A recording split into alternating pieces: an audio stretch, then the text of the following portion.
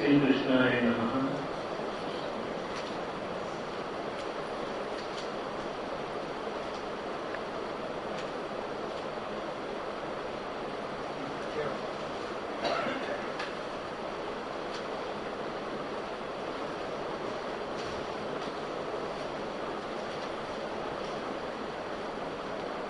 नित्यं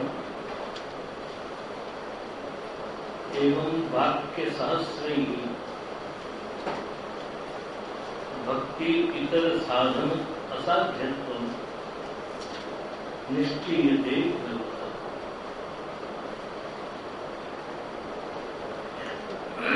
આના પહેલા ભાગવત વગેરેના ઉદ્ધરણોને ટાંકીને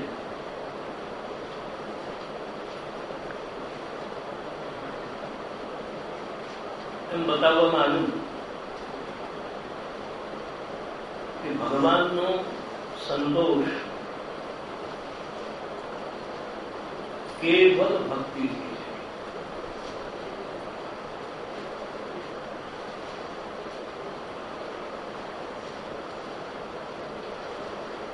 એટલે શહેરાઈ લખે છે આવા હજારો વાક્યોથી એમ જાણવા મળે છે કે ભક્તિ સિવાયના જેટલા પણ સાધનો છે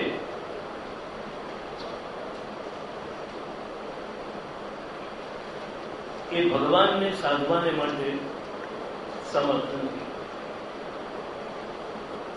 શ્રીમદ ભગવદ્ ગીતાના 11મા અધ્યાયમાં નાહમ વેદેન તપસા ન જ્ઞાનેન નિકેત્યા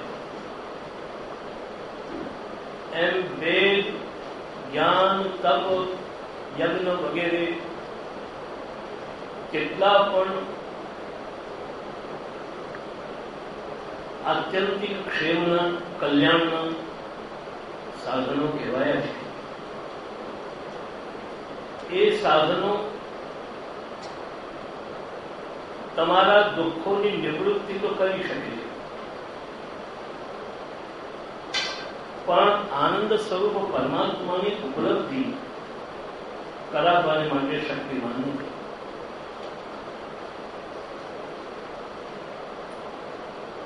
કોઈ પણ ડોક્ટરની દવા કે વૈદ્યની દવા તમારામાં ઉત્પન્ન થયેલા રોગોનો જે કષ્ટ છે એનાથી તમને મુક્તિ અપાવી શકે છે, પરંતુ જુદા જુદા વિહારોનો જે આનંદ છે એ તો નથી આપી શકતો. તમારા પેટમાં દુખાવો થયો અને ડોક્ટર પાસે જાઓ એટલે બરાબર ખાઈ લો, તો બરાબર એ વધારેમાં વધારે તમને શું કામ કરે? તમારું કલ્યાણ. હવે કઈક શાંતિ થઈ, પહેલા બહુ અકળામણ હતી, હવે શાંતિ થઈ, એટલે પેટનો દુખાવો તમારો શાંત થયો.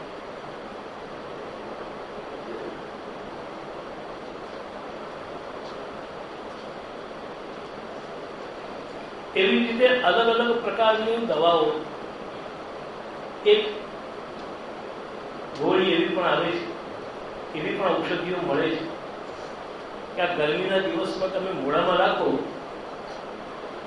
તો તમને તરસ ઓછી લાગે, આ લાગે ને શોષ નહીં પડે. એટલે એ ગોળી ખાવાથી જે શોષ પડવાનું જે કષ્ટ છે એ તો દૂર થઈ શકે છે, પણ એ ગોળી ખાવાથી પાણી પીતી વખતે જે સંતોષ, એક સંતુષ્ટિ, એક જે આનંદ મળે છે એ મળી શકવાનો છે. એવી જ રીતે આ જેટલા પણ સાધનો છે એ આ ડોક્ટરો અને વૈદ્યોની દવા જેવા છે. તમારા દુઃખોને દૂર કરે, પણ આનંદ સ્વરૂપ પરમાત્માનો અનુભવ, ભગવાન આનંદ છે તે કેવા છે એ તો તમે નથી જાણી શકતા.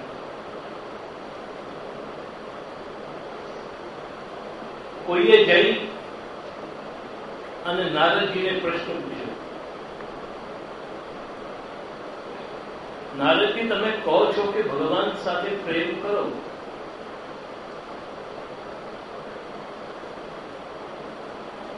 તો પ્રેમ કેવો છે?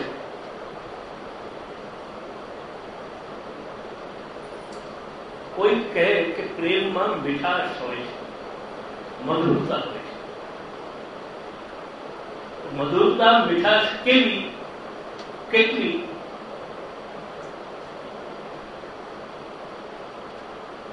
તમે લોકો બધા કે પ્રેમની અંદરની મીઠાશ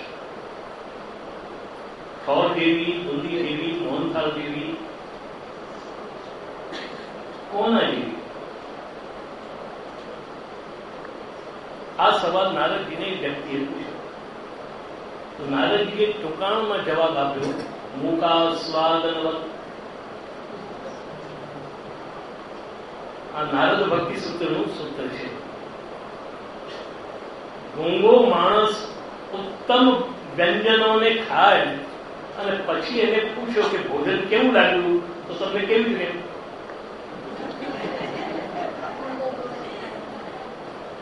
આમાં તમારે જે સમજવું હોય, 100 ગણો, 1000 ગણો, લાખ ગણો, તમારે જે અક્ષર લગન કરાવો. કેવું લાગ્યું?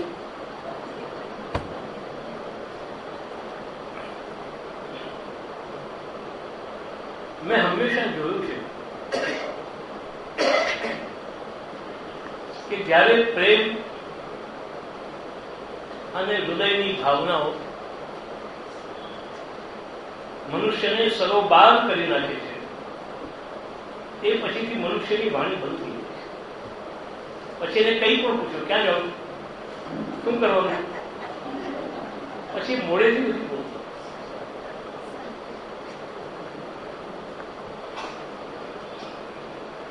એટલે મૂકાસ્વાદ. ભગવાન આનંદ છે, પણ આપણે નથી જાણતા કે આનંદ એટલે કેવો અને કયો. યદ્યપિ આ વિશ્વની અંદર જે કંઈ પણ આનંદ છે,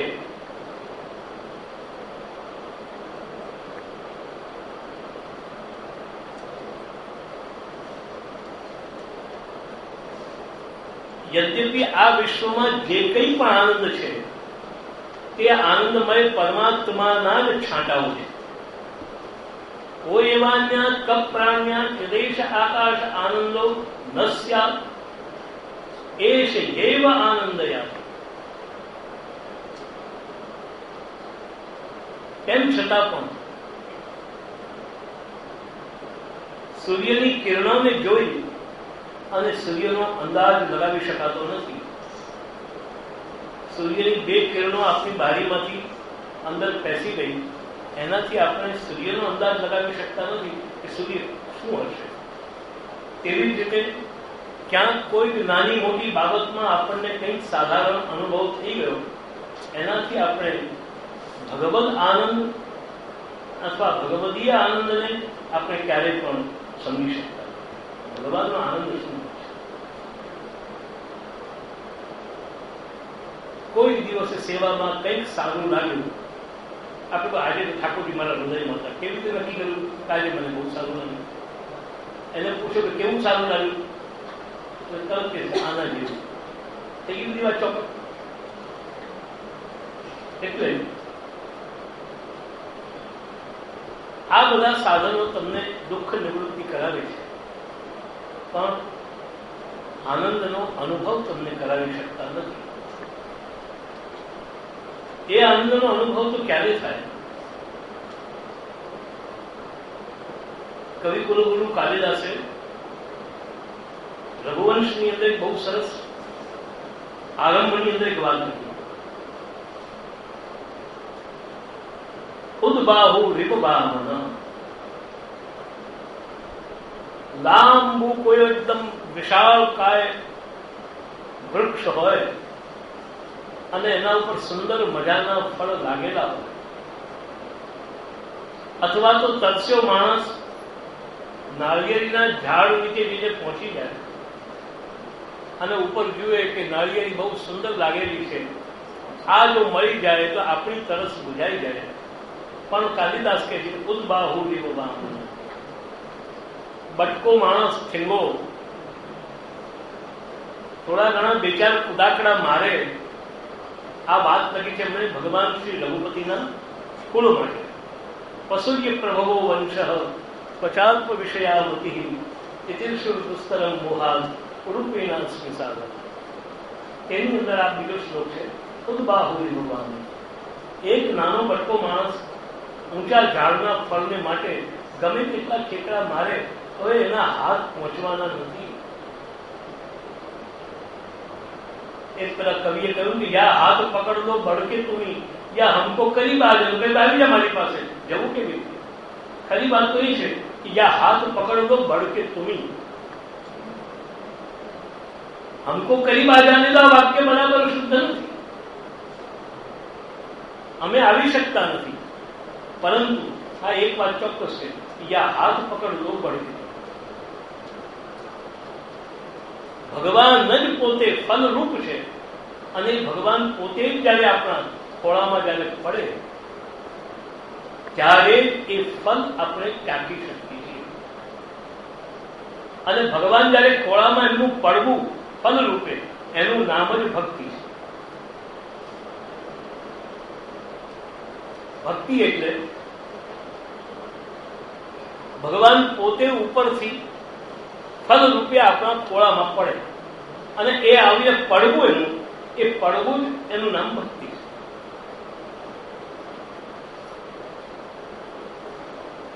કારણ કે ભક્તિનો એક જ અર્થ છે. આમ તો હજારો અર્થો કરવામાં આવ્યા છે, તેમ છતાં પણ ભક્તિનો મૂળ અર્થ એક જ છે અને એ અર્થ થાય છે પ્રેમ. એ અર્થ થાય છે પ્રેમ. ભગવાનમાં પ્રીતિ, ભગવાનમાં પ્રેમ, ભગવાનની અંદરની પ્રિયતા, આ પ્રેમ જ ભક્તિનો અર્થ છે. અને ભગવાન પ્રેમ રૂપે જયારે આપણા અંદર, આપણા હૃદયમાં, આપણા મનમાં જયારે પ્રવેશ કરે છે ત્યારે એ ભક્તિ આપણા હૃદયમાં ઉદય પામે. ત્યાં સુધી ભગવાનને માટે આપણા હૃદયમાં પ્રેમ જાગૃત થતો. આજની દિવસે તમને બીજી બે ચતુશ્લોકીઓને પણ બતાવીશું. એમાં એક ચતુશ્લોકી છે શ્રીમદ ભાગવતના 6થા સ્કંદમાં વૃદ્ધાસુર ચતુશ્લોકી, અને બીજી ચતુશ્લોકી છે ભાગવતની અંદર 10મા સ્કંદના ભ્રમણ ગીતાધ્યાય પછી શ્રી કૃષ્ણે જે ગોપીઓને જે લવ લેટર લખ્યો એમાંના છેલ્લી 4 શાયરીઓ. કેમ કે લવ લેટર છે એટલે એનો શ્લોક કહેવાનું,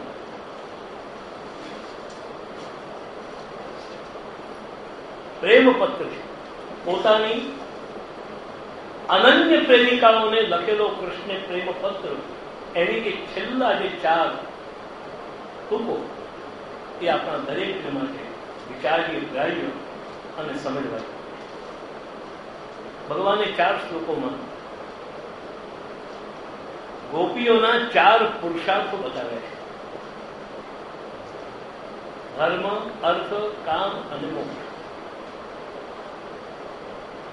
એટલે શ્રી મહાપ્રભુજીએ ત્યાં સુબોધજીમાં લખ્યું, ગોપિકા નામ પુરુષાર્થા ભગવાનેવ, ગોપિકા નામ પુરુષાર્થા ભગવાનેવ પરમ પ્રકારમાપન્ન. ગોપીઓનો પુરુષાર્થ એ ભગવાન જ છે. અહીંયા ગોપિકા નામ શબ્દમાં થોડો જો ફેરફાર કરશો તો તમને આપણી આ ચતુશ્લોકી પણ લાગી જશે. એ કયો? પુષ્ટિ માર્ગીયાણામ ચતુર્વિધ પુરુષાર્થા ભગવાનેવ પરમ પ્રકારમાપન્ન. અત્યાર સુધી આપણે આ ચતુશ્લોકીને સમજવામાં જે કેટલી કારણ વિનાની ગલતીઓ દોહરાવી છે, એને કારણે કેટલાક પુષ્ટિ માર્ગીય અનર્થો જે ન થવા જોઈએ એવા થઈ રહ્યા છે.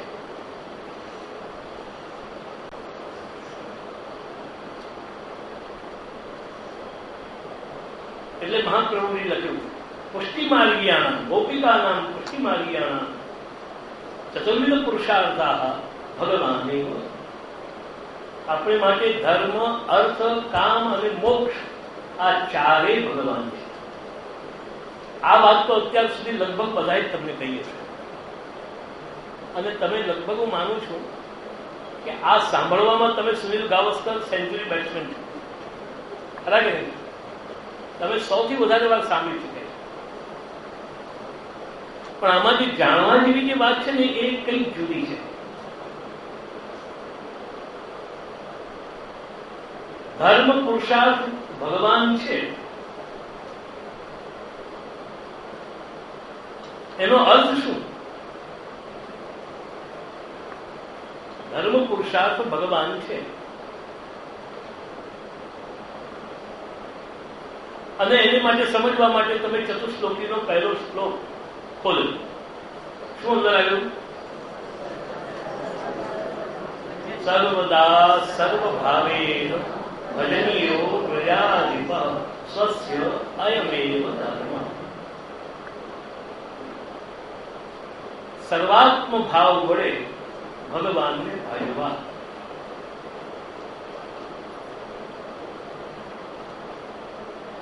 સર્વાત્મ ભાવ વડે. હવે અહીંયા સર્વાત્મ ભાવની વ્યાખ્યા તમને કરવાની બાકી રહી. પહેલા આપણે કરી રહ્યા છીએ કે સર્વોપી આત્મન અંતઃકરણસ્ય ભાવ ભગવતી સહ સર્વાત્મ ભાવ.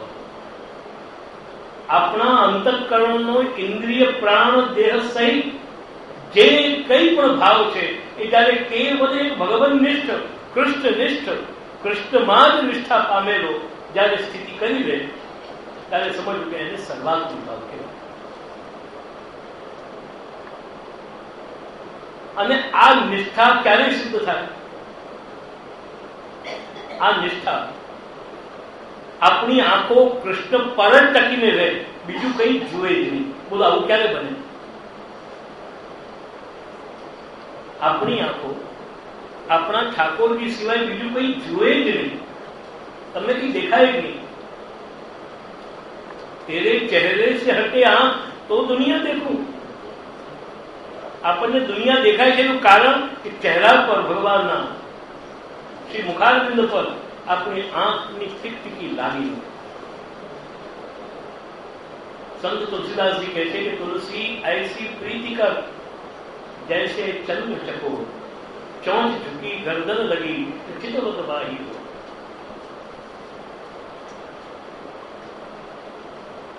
આપણી આંખોની નિષ્ઠા ભગવાનમાં.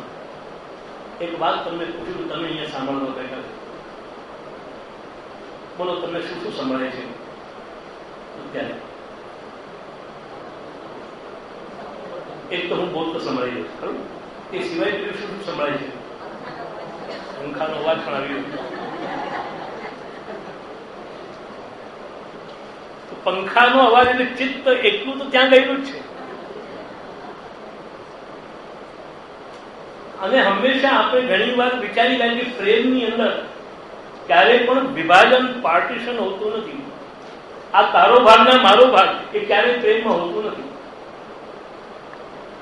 આટલું ચિત્ત ભગવાન માટે અને બાકીનું આટલું એ ઠાકોરજી માટે, આટલું ઘરવાળા માટે, આટલું બહારવાળા માટે, આટલું પૈસા માટે, આટલું મારા માટે. આવું પાર્ટીશન પ્રેમની અંદર થતું નથી.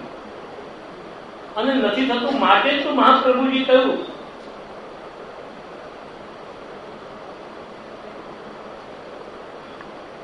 કે ક્યારેય પણ ભગવાનને અધકચરું ધરવું નહીં. બજારમાંથી 12 કેળા લાવ્યા તો 6 પોતાના ખાવા માટે મૂકીને 6 ઠાકોરજી નહીં ધરવા. કારણ કે ઠાકોરજી એવું પાર્ટીશન કરેલું અંગીકાર કરતા નથી. આ દાખલા ઉપરથી તમારે એમ પણ સમજી લો કે તમે જે તમારું ચિત્ત ભગવાનને આપ્યું છે એ અંગીકાર કરતા હશે. તમે જે તમારા સમયનું જે વિભાજન કર્યું દિવસનો, મારો આટલો સમય ઠાકોરજીમાં અને આટલો આમાં. આજને દિવસે મને બહુ મુક્ત રીતે કહેવાનું કે ચાહે તમે વૈષ્ણવો હો કે અમે વલ્લભપુર હો, આપણે બધા જ કૃષ્ણને માટે ડાયવર્સ વ્યક્તિઓ છીએ. આપણે બધા ડાયવર્સી છીએ. કૃષ્ણની સાથે ડાયવર્સ લઈ અને પાછા અધિકારથી કૃષ્ણના જ ઘરમાં બેઠા છીએ. કેમ કે હું પરણી છું ને, તમારા ઘરમાં રહેવાનો મારો અધિકાર છે. પણ તમારી સાથે રહું કે ન રહું, તમારી સાથે ખાઉં કે ન ખાઉં, રહેવાનો, ખાનપાન મેળવવાનો મારો જન્મ સિદ્ધ અધિકાર છે. અમે વલ્લભપુરમાં એમાંથી બચ્યા નથી. તમારે વૈષ્ણવમાં તો હજી કંઈક ઓછો ડાયવોર્સ હશે, ક્યાંક કોમ્પ્રોમાઇઝના ચાન્સીસ છે. અમારા વલ્લભપુરમાં તો એ નથી રહ્યા. કમસે કમ તમારે ત્યાં 2 રસોડા લે તો બધું નથી. એક રસોડામાં તમે 2 ચૂલા કર્યા છે તો તમે પૂરબિયા છો. પૂરબિયાઓ માટે કહેવત પ્રસિદ્ધ છે કે 12 પૂરબિયા અને 13 ચૂલા. પણ અમારે ત્યાં તો રીતસર રસોડા, આ ઠાકોરજીની રસોઈ, આ તપેલીની રસોઈ. આ તપેલી શબ્દ જ, તપેલી એટલે શું ખબર તમને? તપેલી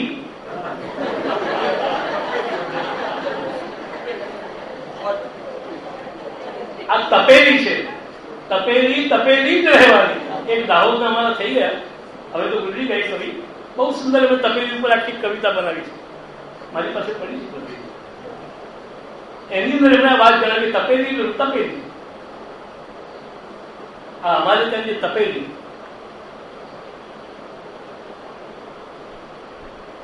અમારા બધી વસ્તુઓની અંદર પાર્ટીશન, ઠાકોરજીનો ભંડાર અને આ અમારો ભૂતનો ભંડાર, તપેલીનો ભંડાર.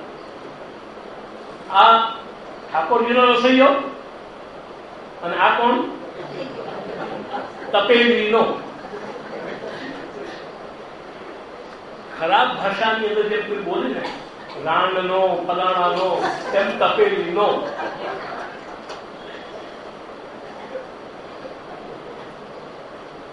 આજે આપણે બધા ડાયવોર્સ છીએ. આપણા ઠાકોરજી સાથે ડાયવોર્સ લઈને આપણે એક જગ્યાએ બેઠા છીએ. અને એટલા જ માટે તો ઠાકોરજી મોડું ફેરવીને આપણી સાથે બોલતા હતા. નહીં તો કોઈ એકાદ દાડો તેમને બોલવાનું મન થાય, અને બચારાનું મન કરે તો આપણે મોડું ફેરવીને બેઠા છીએ. ઋષિની રાધામણી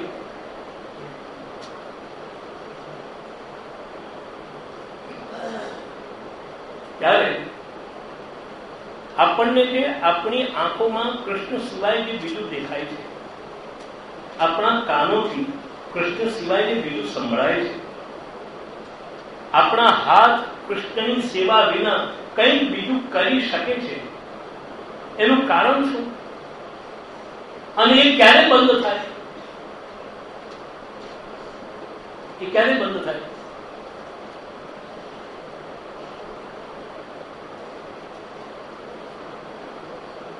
દુનિયામાં મનુષ્યનો એક જન્મજાત સ્વભાવ દરેક સાયકોલોજીસ્ટે, મનોવૈજ્ઞાનિકોએ સ્વીકારેલો છે.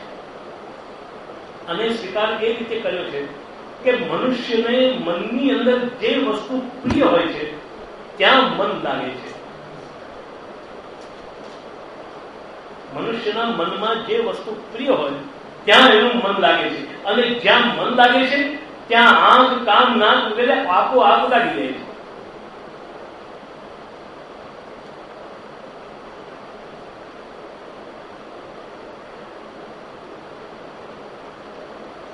આપણે ઘણી વાર આપણા જીવનમાં જે બોલીએ છીએ, ભાઈ મેં તમને કહ્યું તો ભાઈ મને સંભાળ્યું નતું. મિસ્ટેક મનુષ્ય થઈ શકે છે નહીં સાંભળવાની. કે હું તમારી સામે તો ભાઈ મેં તમને જોયા નહોતા, થઈ શકે. પણ આ મિસ્ટેક ક્યારે થાય છે? એનો તો અગર આપણે આપણા અંદર પડેલા દોષનો જો વિચાર કરીએ તો આ દોષ કેમ થયો?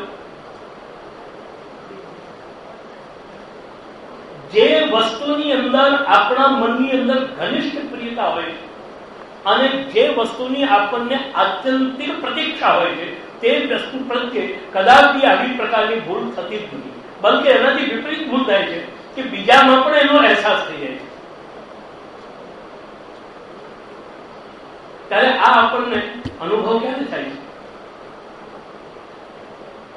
આ સર્વાત્મ ભાવ, આ સર્વાત્મ ભાવ એનું મૂળ ક્યાં છે? આ દરેક સર્વોપી આત્મનો ભાવ ભગવતી એ ક્યારે નિષ્ઠા પામે છે? તો થોડી ક્ષણોને માટે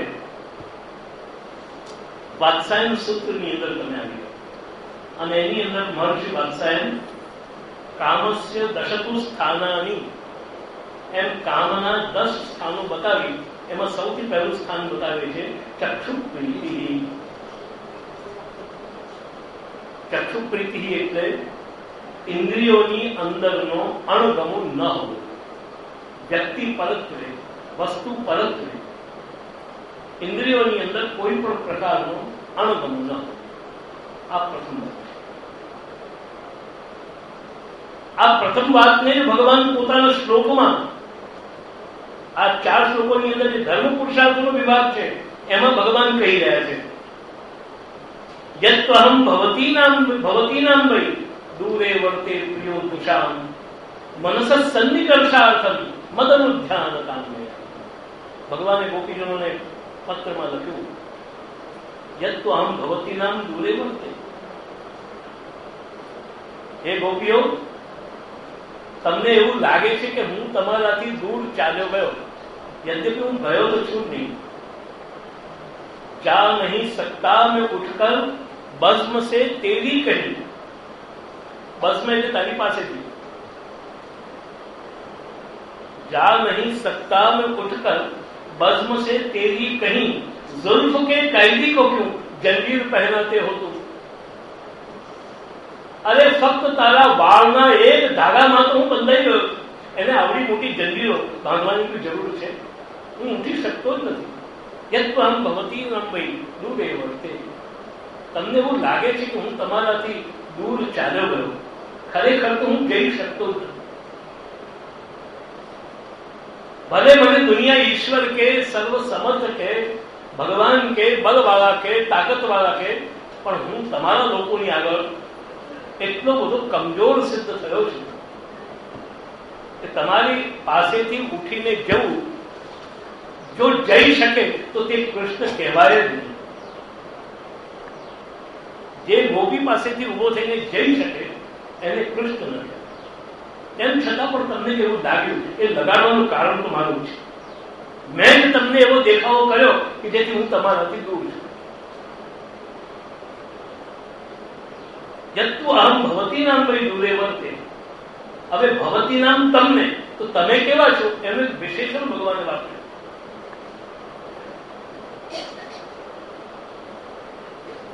હું કેવો છું? તમારાથી જે દૂર ગયો, ભવતી નામ દૂરે વર્તે, હું તમારાથી દૂર વર્તી રહ્યો છું, પણ હું કેવો છું?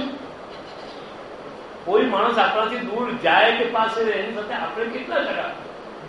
ભાઈ અહીંયા હતો તો ગમતો હતો, સારું છે, બોલવા કરવામાં સારું લાગતું હતું, હવે ગયો તો શું થયું? એમ તો મન તો મનાવવું પડે ને. તો ભગવાન કહે છે કે હું કેવો છું તમારે માટે? પ્રિયો દર્શાવ. તમારી દ્રષ્ટિને પ્રિય થયેલો, તમારી ઇન્દ્રિયોને ગમતો એવો હું તમારાથી દૂર વર્તું છું. તમારી ઇન્દ્રિયોને અત્યંત ગમતો એવો હું તમારાથી દૂર વર્તું છું. શા માટે? ભાઈ તમે જયારે અમને આટલા બધા ગમો છો તો પછી અમારાથી દૂર જવાની જરૂર શું?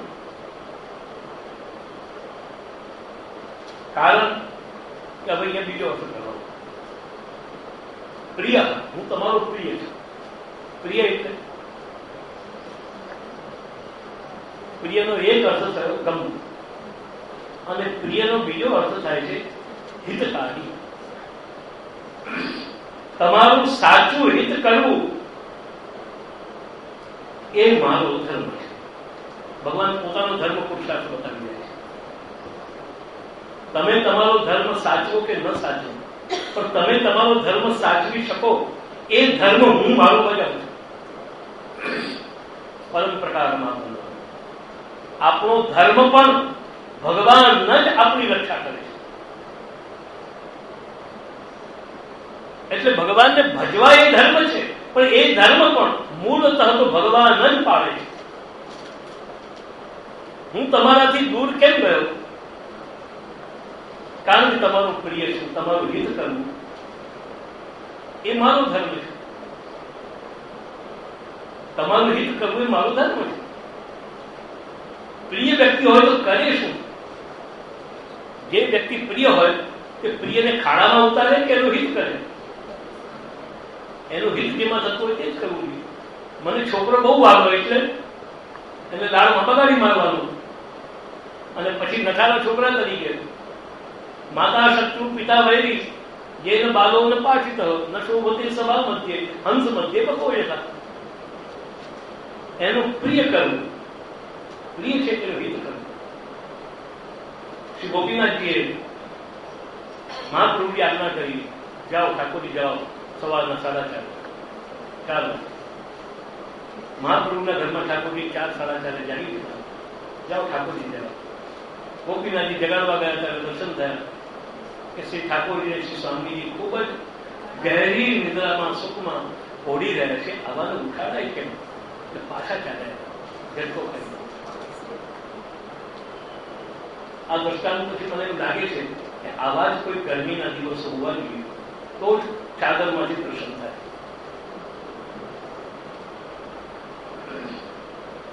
કેમ જગાડ્યા? પ્રભુ આમ પરિસ્થિતિ સારું થઈ.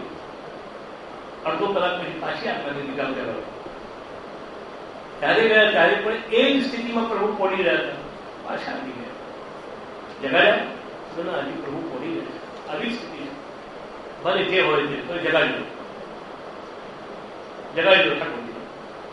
ગોપીનાથજી પૂછ્યું કે ઠાકોરજીને પરિશ્રમ ભલે પડે, છોકરાઓ મોડા ઉઠે એમાં એમનું અહિત થાય, બુદ્ધિનો વિકાસ થાય. કારણ કે પ્રભુ એમને બહુ પ્રિય છે. એટલે પ્રિયને આ પ્રિયતા મહાપ્રભુજીની હિત કરવું, ઠાકોરજીનું હિત કરવું એ આપણું ધર્મ છે. જો અગર આપણને ઠાકોરજી પ્રિય છે અથવા તો આપણે ઠાકોરજીને પ્રિય છે, ભગવાનને કયા ભક્તો પ્રિય થતા હશે એની આના ઉપરથી કોઈ કલ્પના થઈ જાય છે. જે ભગવાનનું હિત કરે, જે ભગવાનનું હિત વિચારે, એટલે હું તમારો પ્રિય છું, માટે તમે અમારું હિત શું કર્યું? અમારાથી દૂર વર્તીને ભગવાન કે મનસત્સંગની કરશાંત મદનું ધ્યાન કામે.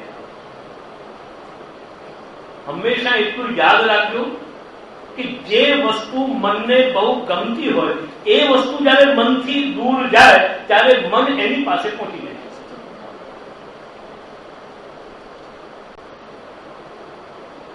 પરંતુ જે વસ્તુ મનને બહુ ન ગમતી હોય કે દૂર જાય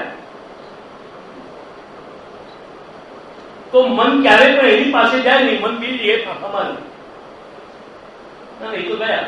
હવે મન આપણે સિનેમા જોઈએ, ટીવી જોઈએ, આપણે પત્તા રમીએ, ક્યાં મન ગયું? પણ જે વસ્તુ અતિશય જયારે પ્રિય હોય છે ને ત્યારે મન ત્યાં જાય છે.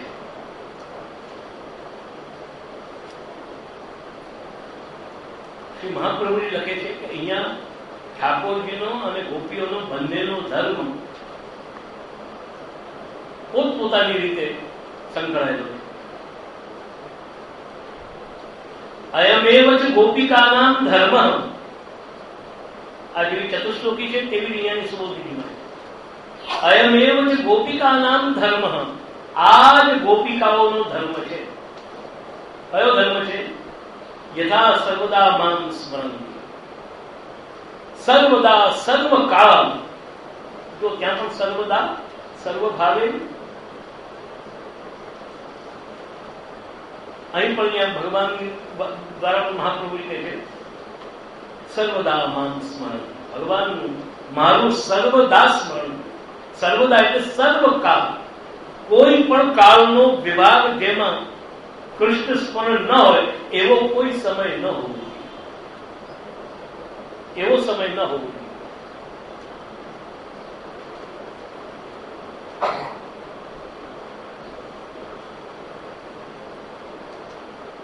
આની ચર્ચા શ્રી મહાપ્રભુજીએ સંન્યાસ નિર્ણય ગ્રંથોમાં પણ કરેલી છે.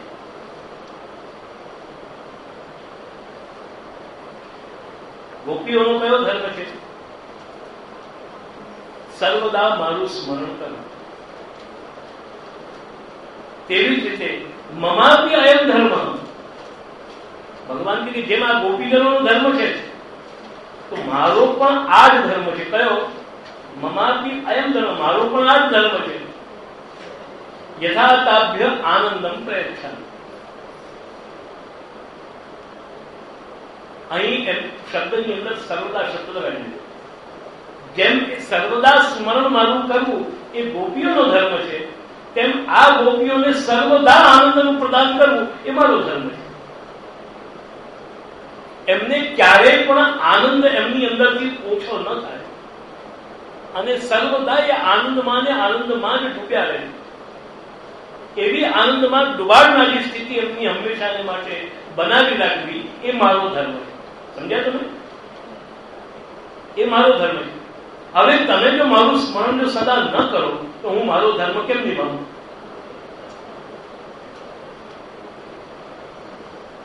હવે જો તમે મારું સ્મરણ સદા ન કરો તો હું તમને સર્વદા, કારણ કે સ્મરણની અવસ્થામાં જ આનંદનું પ્રદાન એ વિરતિને દૂર કરે છે.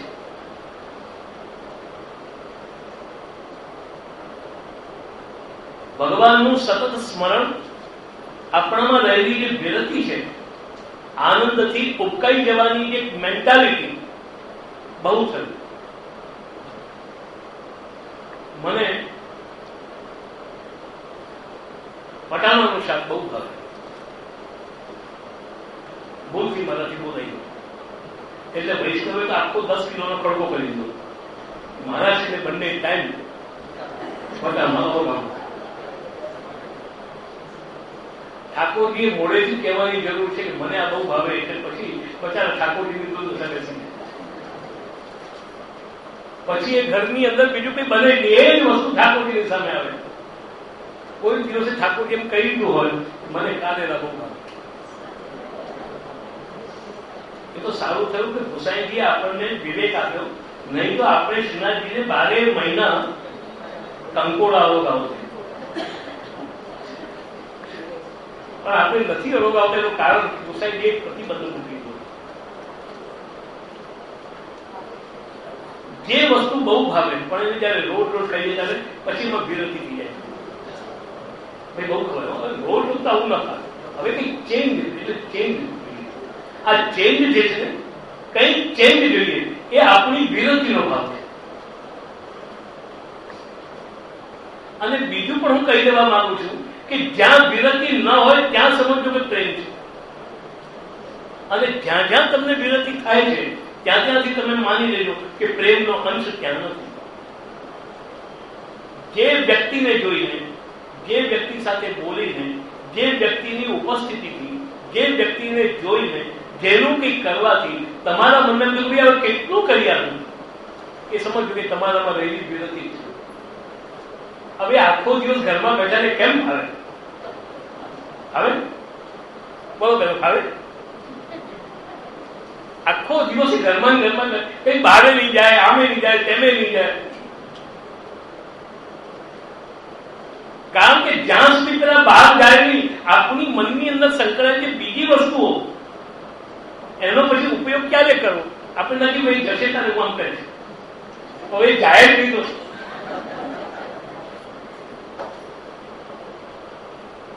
એટલે જ્યાં જ્યાં પણ વિરતિ છે, એટલા જ માટે શૃંગારનો સ્થાયી ભાવ પણ રતિ છે. એ સ્થાયીમાં છે. જેમાંથી રતિ નિવૃત્ત થઈ જાય અને જેમાં રતિ ખંડિત થાય એ ક્યારે પણ શૃંગાર બનતો જ નથી. આપણે ભલે દુનિયામાં કહીએ કે શૃંગાર રસ સ્ત્રી અને પુરુષમાં, પણ ન તો સ્ત્રીમાં શૃંગાર છે કે ન પુરુષમાં શૃંગાર છે. બંને જણા એકબીજાથી ઉપકાઈ જતા હોય.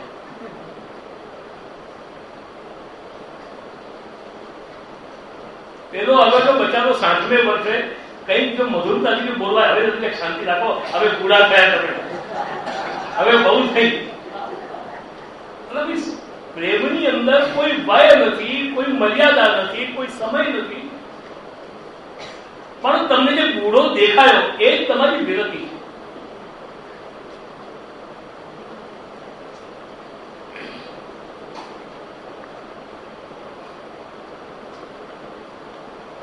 ભગવાન કહે છે કે એને સતત આનંદનું પ્રદાન કરવું. તો તમે મારું સર્વદાનું સ્મરણ ન કરો, હું તમને સર્વદા આનંદ કેમ આપું?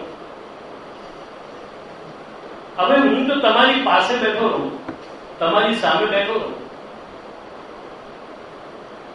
તમને હું બહુ ગમું છે એમ કરી તમારી સામે સામે જો બેઠો તો તમારું જે આ હિત છે ને એ સદાય નહીં. કેમ કે જયારે માણસ સામે હોય છે તે વખતે આપણી અંદર બીજા અનેક ભાવો પણ એ વ્યક્તિ ઉપરાંતના આપણામાં પ્રગટ થાય છે. આ દુચ્છ છે, તમે જુઠ્ઠું બોલો છો, તમે આમ કર્યું, તમે મને આ ના આપ્યું, આ બધી શિકાયતો પેદા થઈ જાય.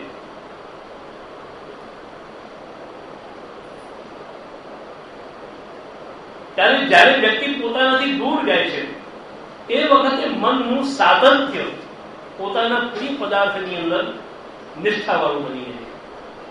એટલે ભગવાને કહ્યું કે હું તમારી સામે હતો, એનું દુષ્પરિણામ શું આવ્યું તમે જોઈ ચુક્યા છો.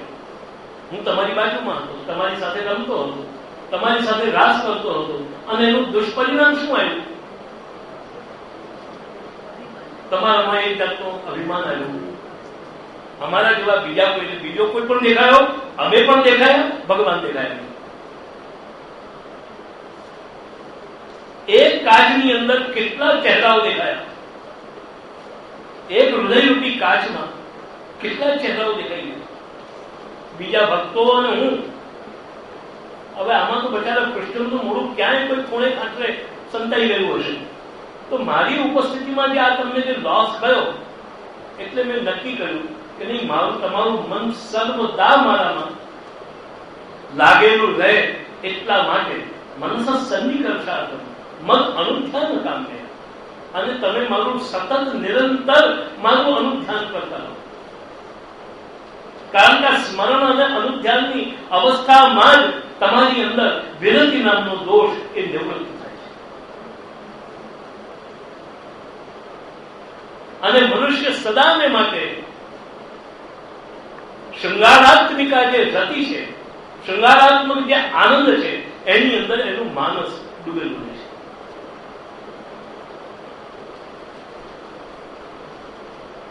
પણ એ બધી વસ્તુઓ બને ક્યારે? આ બધી વસ્તુઓ બને ક્યારે? પ્રિય ઉદ્દેશ. એટલે તમે તમારો ધર્મ પાળી શકો એની મેં તમને ફેસિલિટી કરી આપી. સમજી ગયા તમે? ભગવાન ગજાધીશ ભજનીય છે, એ એનું ભજન કરવાની ભગવાન તમને ફેસિલિટી કરી આપે, એ ભગવાનનો ધર્મ છે. અને એ ભગવાન બજાવે છે.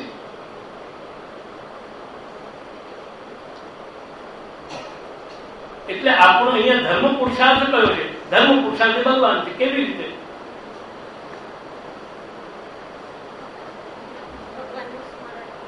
ધર્મ ભગવાન છે. ભગવાન કેવી રીતે? ધર્મ ઇષ્ટની સિદ્ધિ કરાવી આપે છે, અનિષ્ટની નિવૃત્તિ કરે છે, અને ઇષ્ટની પ્રાપ્તિ કરાવે છે. એ કોણ કરાવનાર છે? ધર્મ છે. એ આપણો ધર્મ પુરુષાર્થ. એવા ધર્મને આપણે ચાહીએ. આપણે કેવો ધર્મ કરીએ કે જેનાથી અનિષ્ટની નિવૃત્તિ થાય અને ઇષ્ટની આપણને પ્રાપ્તિ થાય. તમે કોઈ દિવસ પણ કોઈના ખિસ્સામાંથી 5 રૂપિયા કાઢી લેવાનો ધર્મ કરો છો? એ પણ ધર્મ છે. કોઈના ખિસ્સામાંથી 5 રૂપિયા કાઢી લેવા એ પણ ધર્મ છે. કોઈને ચપ્પુ મારવો એ પણ ધર્મ છે. અને કોઈને ગાળો દેવી એ પણ ધર્મ છે. કોઈને મારવું ને ફટકારવું એ પણ ધર્મ છે. પણ છે બદમાશો,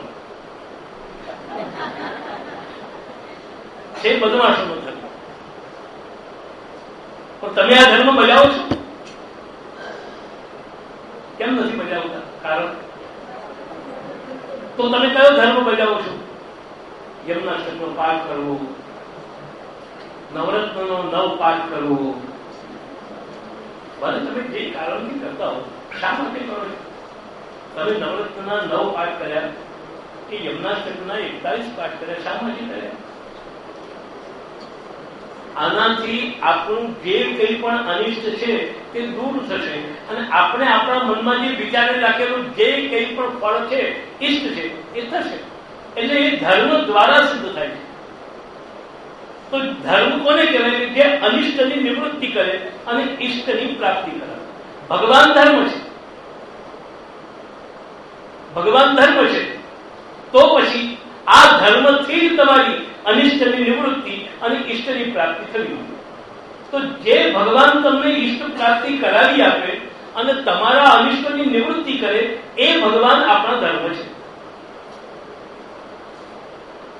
જે ભગવાન તમારી ઈષ્ટની પ્રાપ્તિ કરે. પણ આમાં ફરક એટલો છે કે ઈષ્ટ એટલે તમે વિચારેલું નહીં, કારણ કે તમને વિચારતા નથી આવડતું. તમને વિચારતા નથી આવડતું કે મારે શું, મને શું જોઈએ. તમે એવા ભૂલકણા છો, એટલી બધી યાદદાસ્ત ખોઈ ચૂકેલા છો, જીવતા હોઈને પણ મરેલા છો, જેને કારણે તમને ખબર નથી કે તમને શું જોઈએ છે. પણ તમે આવ્યા છો ને બેઠા છો એટલે એ તો નક્કી છે કે તમને કંઈક જોઈએ છે. પૂછ્યું કેમ આવ્યું? ભાઈ એક કામ હતું, હું ભૂલી ગયો છું. હવે યાદ દેવડાવવાની જવાબદારી પાછી આપણી આપણી ગઈ. પછી આપણે 4 વાગે પેલી વાત હતી, પેલી વાત હતી, પેલી વાત હતી. કેવી રીતે આપણે ભૂલી ગયા છીએ કે આપણને શું જોઈએ છે અને આપણને શું લેવું જોઈએ. તો તે વખતે ભગવાને જાણે છે, માટે ભગવાન કહે છે એ તમારું ઈષ્ટ તમને આપવું એ મારો ધર્મ છે.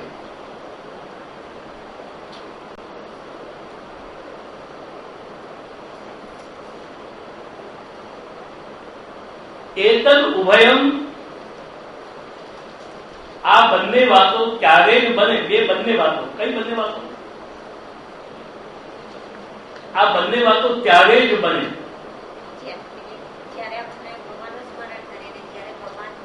આ બંને વાતો સ્વામીઓ દ્વારા, ગોપીઓ દ્વારા કરાતું ભગવાનનું સ્મરણ, આ એક વાત. અને ભગવાન દ્વારા ગોપીઓને આનંદનું પ્રદાન, આ બીજી વાત. આ બંને વાતો ત્યારે જ બને. ક્યારે?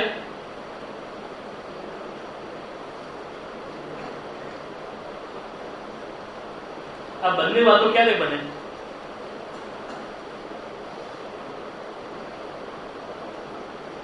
દૂર સ્થિતિ લક્ષણ પાસે, દૂર સ્થિતિ લક્ષણ વાળા જયારે ભગવાન હોય, ભગવાન ખરા પણ કેવા? એનું લક્ષણ શું? ભગવાન છે એટલે ભગવાન છે એવી પ્રતીતિ હૃદયમાં થઈને પણ ભગવાન ક્યાં છે? ભગવાન છે એટલે નથી ભગવાન, ભગવાનમાંથી ચિત્ત નથી જવું, ભગવાન છે એટલે ભગવાનનું સ્મરણ છે. પણ ભગવાન ક્યાં છે? દૂર સ્થિત એવું. એટલે દૂર સ્થિતિ લક્ષણનું વાળા જયારે ભગવાન હોય, જયારે બને, જો પાસેની સ્થિતિ વાળા ભગવાન બની જાય તો ન તમારું સર્વદા સ્મરણ થાય, ન ભગવાન તમને સર્વદા આનંદ આપે. આ બંને વાતો ત્યારે બને કે જ્યારે હું દૂર સ્થિત લક્ષણનો. ભગવાન ઘણા દૂર છે, અમને છોડીને ચાલ્યા છે તો ખરા ને? ભલે છોડીને ગયા પણ અમને છોડીને પણ છે તો ખરા ને?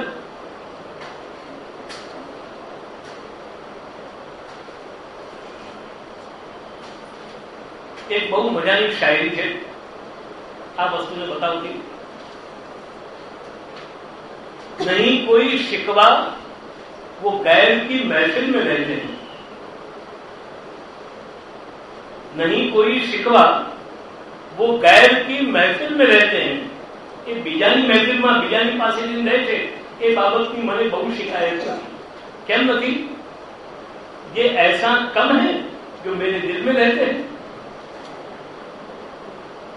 नहीं शिकवा कोई वो गैर की महफिल में रहते हैं, ये ऐसा कम है जो मेरे दिल में रहते हैं. એટલે દૂર સ્થિતિ લક્ષણ વાળા જયારે ભગવાન હોય ત્યારે આ બંને વસ્તુઓ બને છે. એટલે તમારો ધર્મ તમે નિભાવી શકો અને હું મારો પણ ધર્મ નિભાવી શકું. હવે જો મારે મારો ધર્મ નિભાવવો હોય તો તમારું સર્વદા સ્મરણ જરૂરી છે. અને તમારું સર્વદા સ્મરણ રૂપી ધર્મ તમારે નિભાવવો હોય તો મારું દૂર સ્થિતિ લક્ષણ વાળું હોવું જરૂરી છે. એટલે મહાપ્રભુજી અહીંયા જે ધર્મ તમને જે બતાવ્યો એ કયો બતાવ્યો?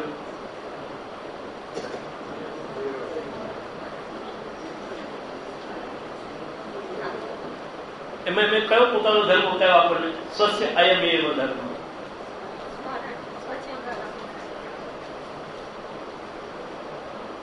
ભગવાનની તમારે ઠાકોરજીની સેવા કરવી, પણ કેવી રીતે? અતિશય હૃદયમાં તાપ અને વિપ્રયોગ પૂર્વક ભગવાનની સેવા કરવી. તમારામાં તાલાવેલી હોવી જ જોઈએ. યદ્યપી ઠાકોરજી આરોગ્ય છે, યદ્યપી ઠાકોરજી બિરાજે છે, પણ ક્યારે બોલે, ક્યારે મારા હાથે જમે, ક્યારે મને આજ્ઞા કરે, ક્યારે એમના પસીના વાળું મુખ જોઈ અને હું પંખો કરું અને એમનો પસીનો સુકાય. આ પ્રકારનો એક તાપ, એ તપાત્મિકા જે ભક્તિ, એ આપણી પુષ્ટિ માર્ગની સેવા છે. હવે તમે નક્કી કરો કે તમે આજને દિવસે આપણે બધા ઠાકોરજીની સેવા કરીએ છીએ, એમાં એકાદ દિવસ પણ કોઈ આવો તાપ થયો છે ખરો? વૈષ્ણવો કહે છે ઠાકોરજી એક દાડો બોલતા, કેવી રીતે બોલે બચારા? પુષ્ટિ માર્ગની સેવા છે એ તપાત્મિકા છે, વિપ્રયોગાત્મિકા છે, વિરહાત્મિકા છે. અને માટે તો શ્રી મહાપ્રભુ કહે છે કે વિરહાનુભાવંતુ પરિત્યાગ પ્રશસ્ય છે. સ્વીય બંધુ નિવૃત્ત્યર્થમ વેશસ્વત્રનો ચાર્યતા. એટલે તાપાત્મિકા ભક્તિ સર્વદા સર્વભાવે. હવે જે સર્વદા જ તમારે ભજન કરવાનું છે ને ભગવાનનું, એ વિપ્રયોગ વિના શક્ય નથી. એતદ ઉભયમ તદૈવ ભવતિ. એતદ ઉભયમ તદૈવ ઘટતે. આ ક્યારે જ ઘટે? ક્યારે? સર્વદા. અહીંનો જે સર્વદા, આ ચતુશ્લોકીનું અને આપણી મહાપ્રભુની ચતુશ્લોકી સર્વદા, આ બંનેને મેળવીને તમારે નક્કી કરવાનું કે એતદ ઉભયમ તદૈવ ઘટતે. એ ત્યારે જ ઘટે. ક્યારે? કે જ્યારે તમારું મન સર્વદા એક કામ પણ ક્યાંય પણ રોકાયા વિના, મનોગતિ અવિચ્છિન્ના યથા ગંગામ સમુદ્રમ. ગંગા જેમ એક સેકન્ડ માટે પણ રોકાયા વિના સમુદ્રમાં વર્ષોથી વહી રહી છે, તે જ પ્રકારનું તમારું મન જ્યારે ભગવાનમાં અવિચ્છિન્ન ધારાય, જ્યારે વહેવા લાગી જાય, ત્યારે એ તમારી સેવા કહેવાય સર્વદા. અને એ તદૈવ ઘટતે. અને જ્યારે આ ઘટે તો તે વખતે તદાહમ આનંદમ પ્રયત્ન. ત્યારે એ જીવને હું આનંદનું પ્રદાન કરું છું. કૃષ્યમાનાન જનાન દ્રષ્ટ્વા કૃપાયુક્તો યદા ભવે તદા સર્વં સદાનંદમ હૃદયસ્થમ નિર્ગતમ બહિ સર્વાનંદમયસ્યાપી કૃપાનંદસ્ય દુર્લભઃ દુર્ગતસ્ય ગુણાન શ્રુત્વા પૂર્ણત્વાવયતે જના. એટલે આ રીતે આ ચતુશ્લોકીની અંદર ભગવાને કહ્યું કે ધર્મ પુરુષાર્થ કયો? ભગવાન ધર્મ છે. કેવી રીતે? મહાપ્રભુજી કહ્યું સ્મરણ વિષયત્વ. ભગવાન જ આપણા સ્મરણનો વિષય બની જાય. એટલે તમારા ચિત્તની અંદર ભગવાન સિવાયનું બીજું કોઈ સ્મરણ જ શેષ ન રહ્યું હોય.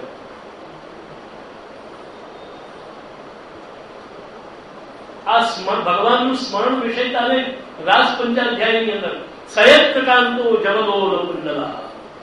જયારે ગોપીઓ ભગવાન તરફ જયારે દોડી ભગવાનના બહેનોના હાથે સાંભળી છે, ત્યારે એમની ચિત્ત દશાને શ્રી સુખદેવજી બતાવી રહ્યા છે.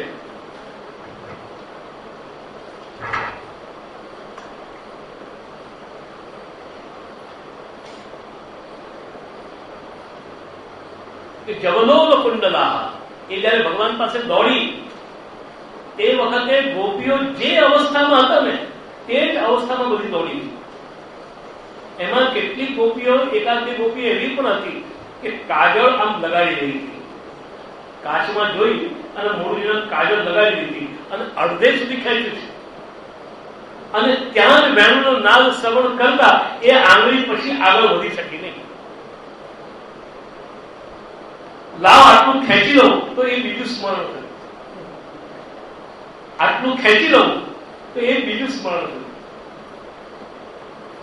પણ એટલા પણ સ્મરણનો અભાવ છે. ભગવાનની એ સ્મરણના વિષય છે. વેણુનાથનું શ્રવણ કરતા જ એમના જે સર્વ વિષયો જે છૂટી ગયા, એમાં ભાગવતજીએ લખ્યું કે જબલો કુંડલા, કાનની અંદર મોટા મોટા કુંડલો ધારણ કરેલા હતા, લટકતા. અને તે તમને લોકોને બધી ઓછી સમજ પડે, કારણ કે હવે બધા શહેરમાં છે. કોઈ વખત કાઠિયાવાડ જાઓ ને, સૌરાષ્ટ્રમાં તો ખબર પડશે કે કાઠિયાવાડી સ્ત્રીઓ જે કાનમાં જે પેલા મોટા મોટા પહેરે,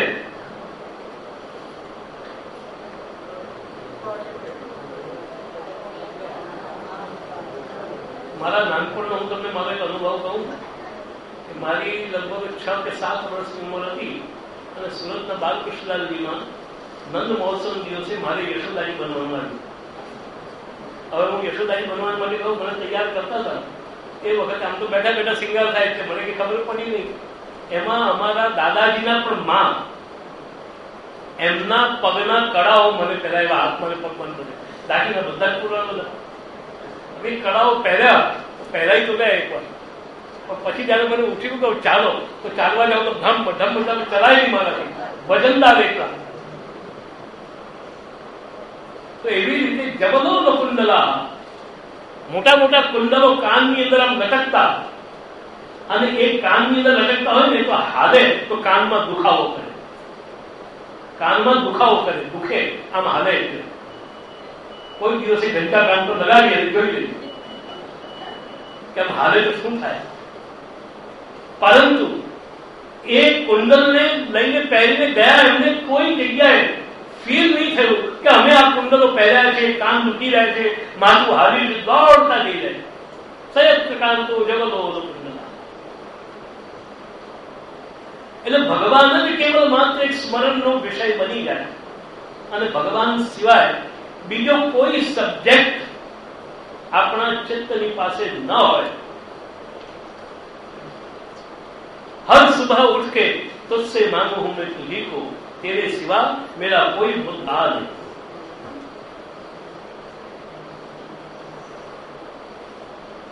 મારી પાસે કોઈ બીજો મુદ્દો હોય તો એમ સ્મરણ વિષય.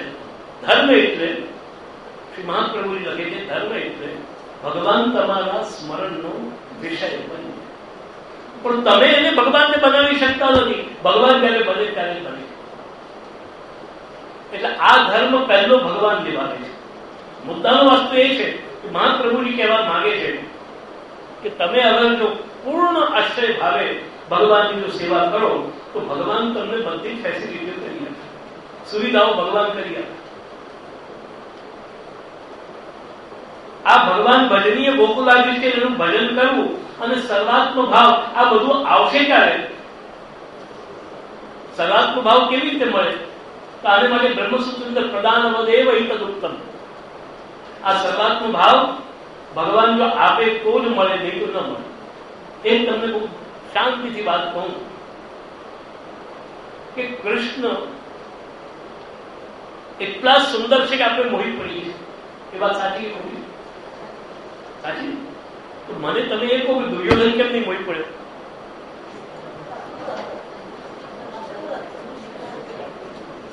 કૃષ્ણના ઉપર દુર્યોધન કેમ નહીં મોહિત પડ્યો? કંસ કેમ નહીં મોહ્યો?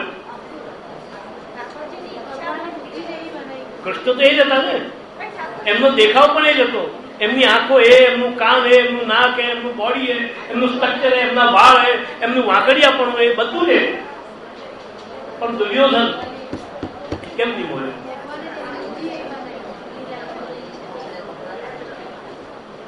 એનું કારણ શું?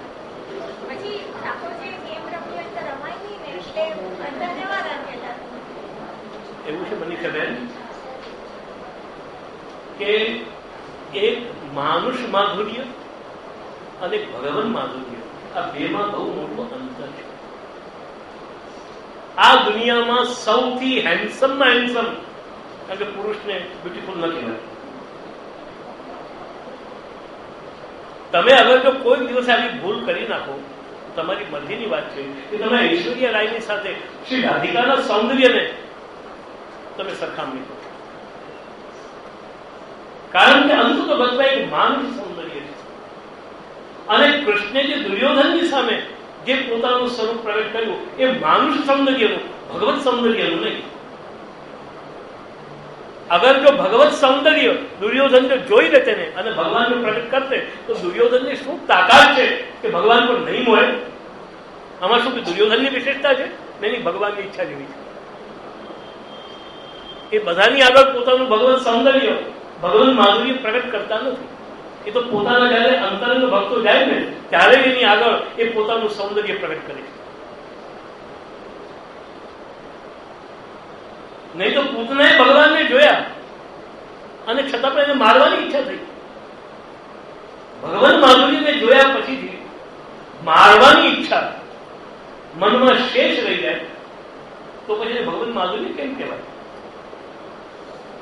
ત્યારે ભગવાન પોતાના ભક્તોની આગળ અને એટલા જ માટે ભગવાન જુદા જુદા રીતે દરેકની આગળ પ્રગટ થાય છે. માટે મંદાનામ અશની નૃણામ નરવરો સ્ત્રીનામ સ્મરો મૂર્તિમાન ગોપાનામ સ્વજનો સતામ ખિલપુજામ શાસ્તા સ્વપિત્રો શિશુ મૃત્યુર્ભોજ પતેર વિરાડ વિદુષામ તત્વમ પરમ યોગિના વૃષ્ણિ નામ પરદેવતેતિ વિદિતો રંગંગતસ્સાગ્રહ. ભગવાન જયારે કંસની રંગશાળામાં જયારે પ્રવેશ કર્યો ત્યારે હજારો લોકોએ કૃષ્ણને પોતાની આંખોથી જોયા, પણ જેને જોયા બધાએ જુદી જુદી રીતે અને જુદી જુદી રીતે કૃષ્ણને નવાજ્યા.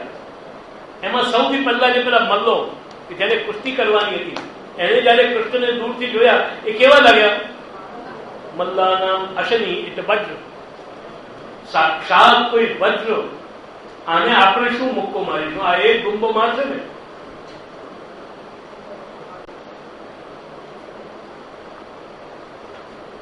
એક વાર અમે લોકો બધા જ મુંબઈ ગયા હતા. આથી ઘણા વર્ષોની વાત છે. હવે મુંબઈની અંદર અમે લોકો બધા ફરવા માટે ગયેલા હતા. હું હતો, અમારા પિતાશ્રી હતા, પછી બ્રજભૂષણ દાદાભાઈ કાંટોળી વાળા મહારાષ્ટ્રી પણ હતા, છોટે દાદાભાઈ વિઠ્ઠલનાથજી પણ હતા, એવા બીજા પણ 4-5 પાડાઓ હતા, તિલકાજ મહારાજ ગોવિંદદાસજી પણ હતા. અમે બધા બેઠેલા હતા અને એમનો એક માણસ એ બહુ ડંફાસ મારે, અરે કોઈ બી કૈસો ही आ जाए पहला चौबाजी था, अरे ससुर को कैसे मार दो मैं ऐसा मार दो. એમાં તે દિવસોમાં મુંબઈની અંદર રશિયાનો બહુ મોટા પહેલવાનો આવેલા હતા. એને માટે અરે સસુર वो का रशिया को पहलवान है हमारे सामने आएगा तो एक फटाके में मार. આમ બોલતા હતા ને એટલામાં બાય ચાન્સ અમે લોકો નરીબાઈ પોઈન્ટ પર બેઠેલા હતા અને એટલામાં પેલો ચોબો એ બેઠેલો તો બોલતો ત્યાં પેલા બે પહેલવાનો લંગોટી પહેરી, બરમુડો પહેરી અને બહાર ફરવા માટે નીકળ્યા હતા. દૂરથી જો ગાડી આવી ગયા એટલે તિલકાજ મહારાજે કહ્યું કે ફલાણા તું જે આટલી દંભાસ મારે છે, કમ સે કમ તું એની પાસે જઈને હાથ મિલાવી આવે તો તને હું 500 રૂપિયા ઇનામ આપું. હવે ઇજ્જતનો સવાલ આવી ગયો. ઇજ્જતનો સવાલ આવ્યો. ગુરુ આ આજ્ઞા કરો ગયો તો પણ બળવંતથી ગભરાય. એ પેલો એક હાથ આમ પકડે એમને ગોળ ફેરવે સીધો સમુદ્રમાં ફેંકી દે. એટલે ધીરે ધીરે ધીરે એની સામે જઈને આમ એક વાતો હિંમત ઉભો થયો એટલે આમ સામે આમ છાતી કાઢી ઉભો રહ્યો ને એટલે પેલા પહેલવાને તો નવી ભાષાઓ ચેલેન્જ કર્યું. એટલે પહેલવાને એકદમ જોજો એટલે પેલા એ પણ જોયું કે મુકારો અને આમ પછી અમને લોકોને જોતો જાય કે અમે પણ. એટલે પેલા એ હાથ લાંબો કર્યો પહેલવાને. હવે હજી મોત આવી ગઈ. હવે એને હાથ મિલાવીને આવે 500 રૂપિયા મળે. પેલો વિચારશે વિચારતા દૂરથી આમ હાથ મારી હાથ મિલાવીને આવ્યો કે નહીં? હાથ મિલાવીને કે નહીં? ત્યારે કૃષ્ણ એને જયારે જોયા લોકો ત્યારે લાગ્યું કે આ કોણ છે કૃષ્ણ? મલ્લા નામ અશની, સાક્ષાત વજ્ર. એની એક આંગળી એ તો આપણા એક હાડકાઓને પૂરા કરવામાં સમર્થ છે. અને આપણે શું માનીએ? નૃણામ નરવરા. બાકીના જે સાધારણ લોકો બેઠા હતા એ લોકોએ જયારે કૃષ્ણને જોયા કેવા લાગ્યા? આ કૃષ્ણ દરેક પુરુષોની અંદર, જેટલા પણ આ વિશ્વમાં અત્યારે પુરુષો છે એની અંદર શ્રેષ્ઠ પુરુષ તરીકે એમને ભગવાનને જોયા. નૃણામ નરવરા. અનેક મહિલાઓ બેઠેલી, બહેનો બેઠેલી, સ્ત્રીઓ હતી, એમને જયારે કૃષ્ણ જોયા કેવા લાગ્યા? સ્ત્રીનામ સ્મરો મૂર્તિ. સાક્ષાત કોઈ કામદેવ ચાલ્યા. ગોપા નામ સજ્ન. બીજા બધા ગોકુળના અહીંયાના ત્યાંના ગોપો બેઠેલા હતા. એમને જયારે જો કાકો છે, અરે આ તો આપણું પેલો કનૈયો, આ તો આપણું પેલો કનૈયો. અસતામ ક્ષતિ પૂજા. આમ જેટલા લોકોએ કૃષ્ણને જોયા બધાએ જુદી જુદી નજરથી એને નવાય. તેવી જ રીતે દુર્યોધને કંસે કૃષ્ણને જોયા, પણ જોયું છે એને કેવલ માનુષ સૌંદર્ય, ભગવત સૌંદર્ય, ભગવત માધુર્યનો એને અનુભવ કર્યો.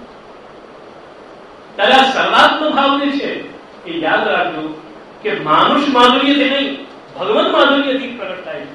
અને જ્યારે ભગવાન પોતાનું માધુર્ય, ભગવત માધુર્ય, અલૌકિક માધુર્ય જ્યારે જીવની અંદર, ભક્તની અંદર જ્યારે પ્રગટ કરે છે, તમારા ઠાકોરજી એમાં તમારી અંદર પણ આજે આપણામાં બેઠેલો દુર્યોધન ને કંસ એનું પ્રમાણ આપી દઉં કે આપણે બોલીએ છીએ કે મારા ઠાકોરજી ઘસાઈ ગયા, મારા ચિત્રજી ઘસાઈ ગયા. તમારી મધુરતા કેવી!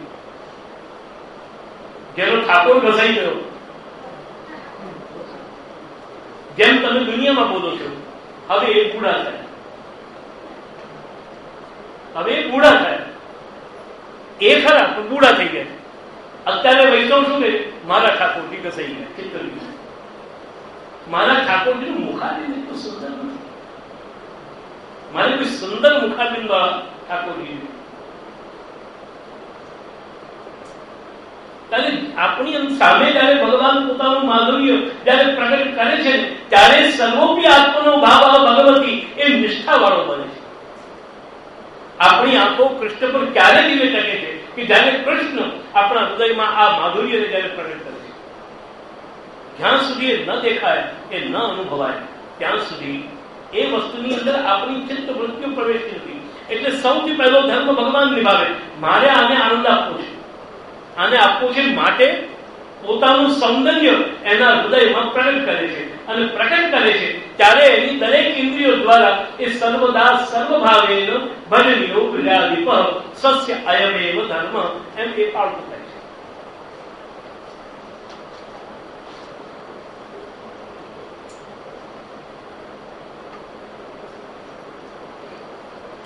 એટલે આ રીતે આપણે વિરહ ચતુશ્લોકીને અંદરનો ધર્મ પુરુષાર્થ આપણે થોડું વિચારીએ.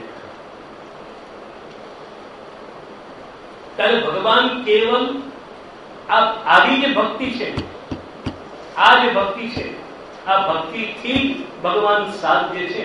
આ આનંદરૂપ ભગવાન આ ભક્તિથી જ પ્રાપ્ત થાય છે, બીજા કોઈ પણ સાધનોથી પ્રાપ્ત થતા નથી. માટે આ સાધન એ ભગવાન જ છે. આ આપણા ધર્મ પુરુષાર્થની મુખ્ય વિનંતી. તમે એટલા જ માટે આગળ પણ જોઈ લેજો. આપણે જયારે આવશે ત્યારે ચર્ચા કરીશું કે અર્થ પુરુષાર્થમાં પણ મહાપ્રભુજી ધન બહુ મોંઘું છે માટે એને સાચવવું એમ નથી કહેતા. તમે અર્થ પુરુષાર્થમાં પણ ધ્યાન આપજો. આ ધન બહુ મોંઘું છે, જેમ કે પેલું કીર્તન ની કે રાખી જસુદા મૈયા નારાયણ પ્રજાયો, પણ એવો અહીંયા અર્થ પુરુષાર્થ નથી. મહાપ્રભુજી શું લખે છે? તમારે અર્થમાં શું કરવાનું? એવં સદા સ્મ કર્તવ્યમ સ્વયમેવ કરિષ્યતિ. તમારા અર્થની રક્ષા, તમારો જે પણ અર્થ છે એ અર્થની રક્ષા અને એનું પોષણ એ ભગવાન જ કરશે. માટે એની તમે ચિંતા નહીં કરો. તમે ચિંતા છોડી દો. અહીંયા અર્થ છે ભાવ. ભગવાન પ્રત્યેનો આપણો જે ભાવ એ આપણો અર્થ છે. તો આ ભાવનું દાન, ભાવની રક્ષા અને ભાવનું પોષણ, આ ત્રણેય કામ ભગવાન કરશે. તમે એની બહુ ચિંતા નહીં કરો કે આ ભાવ મારો કોઈની આગળ જાહેર થઈ ગયો તો. ચિંતા કરો, જાહેર થઈ ગયો ને તોય તમને ચિંતા નથી અને બીજો સમજી શકવાનો નથી. તમને પેલા દાખલામાં આવે છે ને કૃષ્ણદાસ માટે, જેની મહાપ્રભુની પાસે શિકાયત કરી કે આ બધી જગ્યાએ રસવાર્તા કરે છે. મહાપ્રભુ કહો, કૃષ્ણદાસ તમે આવું કરો છો? હું તો જે કરું તે કરું છું, પૂછી જુઓ મેં શું કરું છું. જેટલાય સાંભળનારા હતા એક કે કહી શક્યો નહીં. ના બોલ્યા તો બહુ સારું, પણ શું બોલ્યા એ યાદ આવતું નહીં. આની રક્ષા ભગવાન જ કરે. એટલે અર્થમાં પણ અહીંયા અર્થ ભગવાન છે, અહીંયા ભગવાનનો ભાવ છે, અને એ ભાવની ભગવાન પ્રત્યેનો જે આપણો ભાવ એ આપણો અર્થ છે, અને એની રક્ષા અને એની પ્રાપ્તિ આ બંને ભગવાન કરાવશે. તમે એને માટે ફાંફા માગો નહીં. તમારું તો કેવળ એક જ કર્તવ્ય છે. શું કર્તવ્ય છે?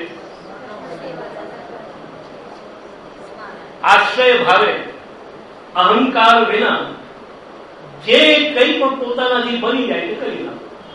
અને છતાં પણ જો કંઈ વિપરીત બની જાય તો એને બહુ રડવા માટે નહીં બેસો. આજે મારા ત્યાં ભૂલ થઈ. ભૂલને કોઈ દિવસ પણ એનો અષ્ટોત્તર શબ્દ જાપ કરવો નહીં. આપણે બધા વૈષ્ણવો કૃષ્ણ શ્રી કૃષ્ણ ચરણોમાં બોલવાની જગ્યાએ મારાથી ભૂલ થઈ ગઈ, ભૂલ થઈ ગઈ, મારાથી ભૂલ થઈ ગઈ, મારાથી ભૂલ થઈ ગઈ, મારાથી ભૂલ થઈ ગઈ, મારાથી ભૂલ થઈ ગઈ, મારાથી ભૂલ થઈ ગઈ. આપણે જપ એનો કરીએ છીએ. મહાપ્રભુ કે તમે એનો જપ નહીં કરો. ભૂલ થઈ ગઈ તો એવા અને નહીં થઈ તો એવા. તમારી જો થઈ ગયેલી ભૂલ હશે તો આ ભૂલ કરાવનાર પણ ભગવાન છે, અને જો થઈ ગઈ હશે તો એને સુધારનાર પણ ભગવાન છે. સુધારી આપશે. તમને તો આજ્ઞા કરી છે ને પરીક્ષામાં બેઠા એટલે તમારો ધર્મ શું? તમે પરીક્ષામાં એક્ઝામમાં બેઠા એટલે તમારો ધર્મ શું? પેપર લખવું, જે આવડે તે, જેવું આવડે તે, બાકીનું આગળ તમે છોડી દો. પણ ટેન્શન નહીં રાખો કે નહીં લખતું, ખોટું લખાઈ ગયું, મને નહીં આવડતું હશે તો, પેલાને કેવું લાગશે તો, મારા કરતા પેલો આગળ ચાલ્યો ગયો હતો, આને મને પાછળ પડી ગયો હતો. આ બધી ચર્ચાઓ છોડી અને તમારો એક જ ધર્મ છે કે તમને આજ્ઞા થઈ એટલે લખો તો લખી નાખો. હવે કેવું લખાય, જે પ્રકાર લખાય, બાકીનું આગળ સુધારવું એ ભગવાનનું. એટલે આપણે ત્યાં અર્થ રૂપે પણ અહીંયા ભગવાન જ છે. ભગવાન જ તમારી અર્થ રૂપે સર્વ કાર્યો સિદ્ધ કરે છે.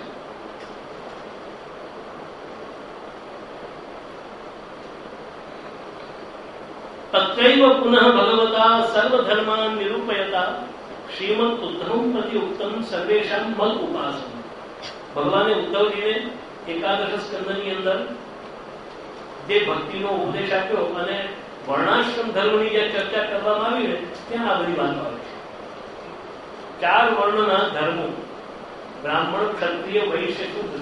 આ બ્રાહ્મણનો ધર્મ, આ ક્ષત્રિયનો ધર્મ, આ વૈશ્યનો ધર્મ, આ શુદ્રનો ધર્મ, આ સ્ત્રીનો ધર્મ, આ ફલાણાનો ધર્મ, એમ બધાના ધર્મો બતાવતા બતાવતા ભગવાન કહે છે કે સર્વેશામ મદ ઉપાસન.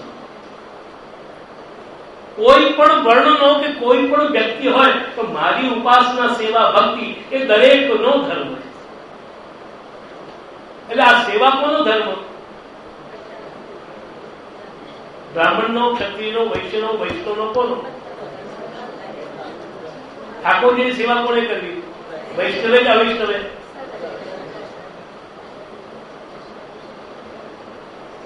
એટલે ભગવાનની સર્વેશામ મદ ઉપાસન, મારી ઉપાસના, મારી ભક્તિ એ દરેકનો ધર્મ છે.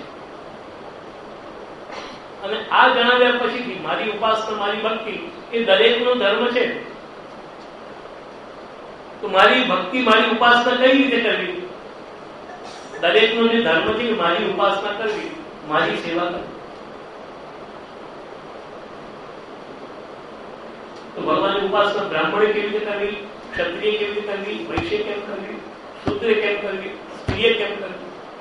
બધાના જુદા જુદા પ્રકાર તો આવશે ને. બ્રાહ્મણોએ વેદ મંત્રથી ભગવાનની પૂજા કરવી, વૈશ્યોએ વેદ મંત્રનો ઉપયોગ ન કરીને પૌરાણિક મંત્રોથી ભગવાનની પૂજા કરવી, શૂદ્રોએ કોઈ પણ પ્રકારના મંત્રનો ઉપયોગ કર્યા વિના અમંત્ર સેવા કરવી. સ્ત્રીઓએ ભગવાનનું ભજન પતિ ભાવે કે પુત્ર ભાવે કરવું. બરાબર છે બધી વાત? તો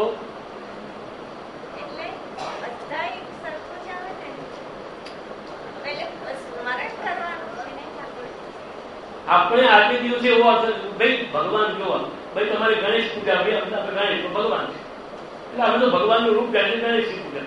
બ્રાહ્મણે આ કરવું એ છે, પણ એની અંદર ભગવાન કહે છે કે મારી ઉપાસના એ દરેક વર્ણનો ધર્મ છે, પણ મારી ઉપાસના ભક્તિ એટલે શું?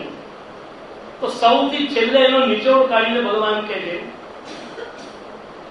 ઇત્યારભ્ય ઇતિમાન વ્યસ સ્વધર્મેણ ભજન નિત્યમ અનન્ય ભાવ.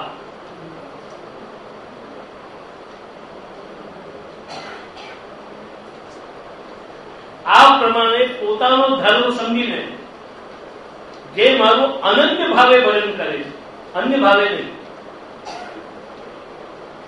પોતાનું ભગવાનનું ભજન અનન્ય ભાવે કરવું, અન્ય ભાવે નહીં કરવું. અનન્ય ભાવ એટલે અને અન્ય ભાવ એટલે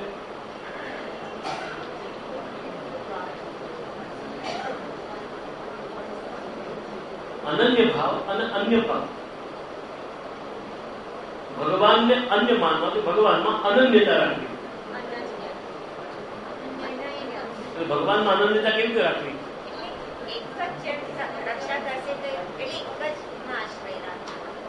એટલા માટે આ થોડો શબ્દ છે ને કેળો મેળો પડે.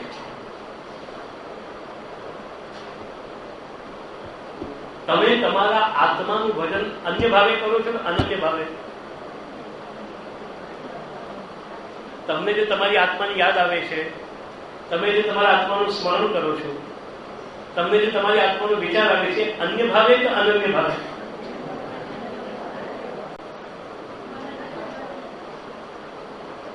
ભગવાનને પોતાની આત્માથી અલગ નહીં ગણી, મારી આત્મા જ ભગવાન છે. તો જેમ તમે તમારી આત્માનું ભજન કરો છો અનન્ય ભાવે, તે રીતે એ સ્થાન પર ભગવાન હોય. કારણ કે તમારું કેન્દ્ર સ્થાન કયું છે ભજનનું?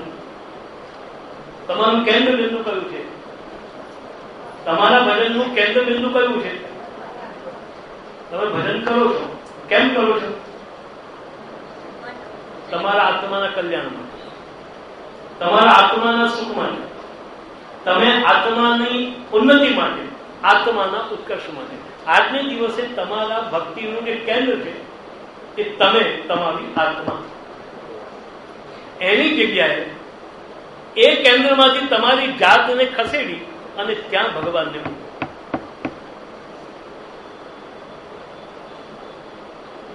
એ જગ્યાએ તમે આત્માને મૂકો. એ અનન્ય ભાવે ભજન. ઇતિમામ યસ્વધર્મેણ ભજન નિત્યમ અનન્ય ભાવ. અનન્ય ભાવે મારું ભજન કરતા સ્વધર્મ પૂર્વક જયારે મારું ભજન કરે છે નિત્યમ કે અનન્ય ભજન સ્તેવ સ્વધર્મ. તેથી અહીંયા સસ્ય અયમેવ ધર્મ એટલે ભગવાનનું અનન્ય ભાવે, અન્ય ભાવે નહીં. આ ભગવાન મારાથી જુદા છે, મારાથી અલગ છે. કારણ કે જો મારાથી અલગ હોય તો જ મારે એની પાસેથી કંઈક અપેક્ષા થાય. તમને તમારી આત્મા પાસેથી કોઈ અપેક્ષા છે? તમને એવું યાદ છે કે તમે તમારી આત્મા પાસેથી કંઈ માગ્યું હોય કે કઈ ઈચ્છા રાખી હોય? તમે તમારી આત્માને કહું તું મને આટલો આનંદ આપ, કારણ કે તો પાછો પ્રશ્ન આવ્યો મને કોને આપ?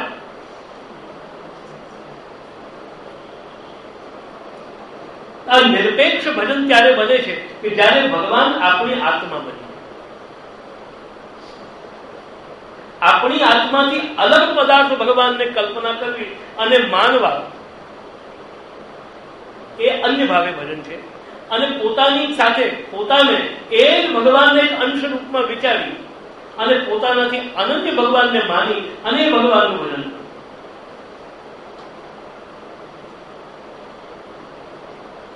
કિંચ તસ્માત ધર્માકાંક્ષાયામ ભગવદીયાનામ ધર્મ રૂપો ભગવાનેવ ભજનીય ઇતિ ભાવ. તેથી ભગવતીઓને માટે જ્યાં જે ભગવતીઓને ધર્મની આકાંક્ષા થાય છે તો તે વખતે પણ ભગવાન જ એમને માટે ભજનીય ભજન રૂપ ધર્મ રૂપ છે. કિંચ અન્ય ધર્માણામ અધિકારી પરત્વ મુક્તમ પ્રભુચરણ. હવે જે ઉપરનું જે તમે વાક્ય બતાવી ગયા ને એકાદશ સ્કંદનું, એની અંદર બીજા બધા જે ધર્મોનો ઉપદેશ આપ્યો તો બ્રાહ્મણને માટે આ ધર્મ અને ક્ષત્રિયને માટે આ ધર્મ, વૈશ્યને માટે આ ધર્મ અને શુદ્રને માટે આ ધર્મ. દાન દેવું, ભણાવવું, યજ્ઞ કરવો, આ બધા ધર્મો બ્રાહ્મણ. પણ જો વાણીઓ હોય તો દાન લે તો એનો અધર્મ કહેવાય. એટલે જે બ્રાહ્મણ માટે ધર્મ છે એ વાણિયાને માટે અધર્મ છે. ગૃહસ્થને માટે સ્ત્રીની સાથે રહેવું એ એનો ધર્મ છે. એ જે એનો ધર્મ છે સ્ત્રી સાથે રહેવું, એ જો સ્ત્રી સાથે જો બ્રહ્મચારી કે સંન્યાસી રહે તો એનો અધર્મ છે. આમ જેટલા પણ દુનિયામાં જે ધર્મ કહેવાયા છે તેના અધિકારીઓ જુદા જુદા કહેવાયા છે. જેમ કે એકાદશ સ્કંદની અંદર જ્ઞાનમ કર્મ જે ભક્તિશ્ચ નોપાયો ન્યોસ્તિ તત્ર છે. નિર્વિન્નાનામ જ્ઞાન યોગ કર્મ યોગસ્તુ કામિનામ ન નિર્વિન્નો નાતિ સક્તો ભક્તિ યોગો સિદ્ધિતા. એમ ત્રણ પ્રકારના વ્યક્તિઓ માટે અન્ય પુંસામ અવિદુષામ વિદ્ધિ ભાગવતામ ગીતામ એમ કરીને ત્રણ અધિકારીઓને માટેના ત્રણ માર્ગો જુદા જુદા છે. તો જે જ્ઞાનરૂપી ધર્મ છે એનો અધિકારી જુદો છે. એનો અધિકારી કેવો છે? નિર્વિન્નાનામ જ્ઞાન યોગ. જેનામાં પૂર્ણ વૈરાગ્ય પ્રગટ થયેલો છે એવો વ્યક્તિ જ્ઞાન ધર્મને જીવનની અંદર આચરી શકે છે. નિર્વિન્નાનામ જ્ઞાન યોગ અને કર્મ યોગસ્તુ કામિનમ. અને જેના મનની અંદર ઘણી કામનાઓ ઈચ્છાઓ પડી છે એવા વ્યક્તિઓ માટે કર્મ માર્ગ છે. અને ન નિર્વિન્નો નાથી શકતો એટલે ઈશન અશક્ત ભક્તિ યોગો છે સિદ્ધિ એ વિહિતા ભક્તિનો માર્ગ. આમ ત્રણેય માર્ગોના ત્રણેય ધર્મોના અલગ અલગ અધિકારીઓ બતાવે. એટલે એક વ્યક્તિ જે કરે છે એ બીજા વ્યક્તિને માટે અધર્મ છે. એટલે આ ટોટલ ધર્મ છે નહીં કહી શકાય. આ ટોટલ ધર્મ છે નહીં કહી શકાય. જે વસ્તુ આજે ધર્મ છે એ જો કાલે ધર્મ ન રહેતી હોય તો એને સંપૂર્ણ ધર્મ કેમ કહેવાય? તમે આજે પુરુષ છો અને પાછા 2 વર્ષ પછી પાછા સ્ત્રી થઈ જાઓ અને વળી પાછા 3 વર્ષ પછી પાછા પુરુષ થઈ જાઓ, એ ધર્મ કેમ કહેવાય? અને એટલા જ માટે ભાગવતજીના બીજા શ્લોકની અંદર ધર્મ પ્રોજિત કરીને વોત્ર પરમો નિર્મત્સરાણામ સતામ વેદ્યમ વાસ્તવ વસ્તુ મંત્ર શિવદમ તાપત્રયો મૂલનમ. અહીંયા જેટલા પણ પ્રકારના કૈતવ એટલે કપટ જે ધર્મમાં પડેલું છે એ આમાંથી કાઢી નાખવામાં. ધર્મશાસ્ત્રની અંદર દરેક ધર્મની અંદર કપટ. સત્યમ બ્રુયાત, તમારે સત્ય બોલવું. પ્રિયમ બ્રુયાત, તમારે પ્રિય બોલવું. ન બ્રુયાત સત્યમ અપ્રિયમ, પણ જો અપ્રિય બનતું હોય તો તેવું સત્ય નહીં બોલવું. હવે જો સત્ય બોલવા જઈએ તો કોઈને ખોટું લાગે અને નથી બોલતા તો સત્ય નહીં બોલવાનું આપણને પાપ કરે છે. બોલો બેમાંથી શું કરશું?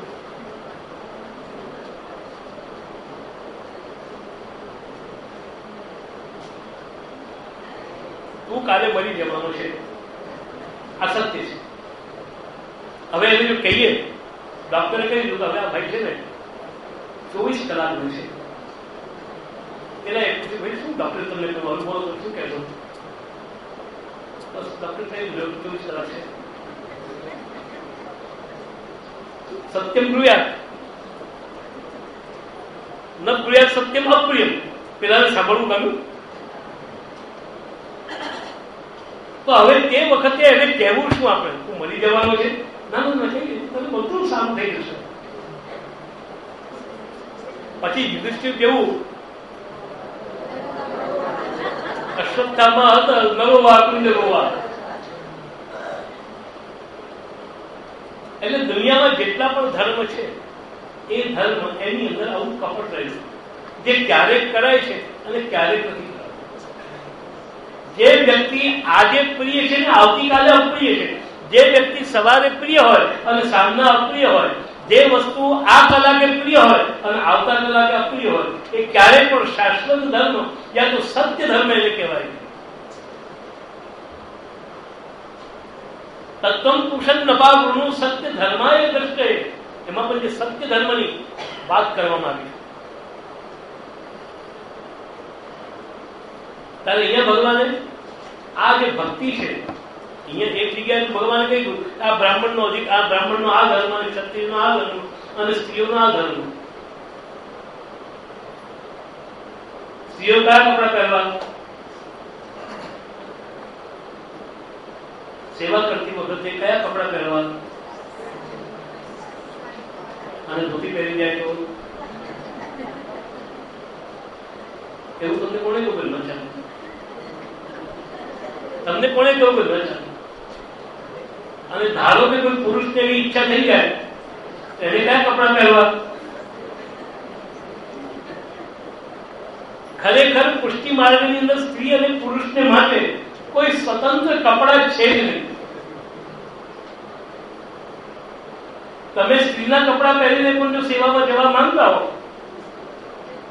મારા કપડા નહોતા મારા તમારા ઘરવાળા તો હતા ને સાડી લપેટી ત્યારે કેમ નહીં ગયા? પણ તમને લાગે ના પુરુષનો અહંકાર, અમે બૈરાના કપડા ન પહેરીએ,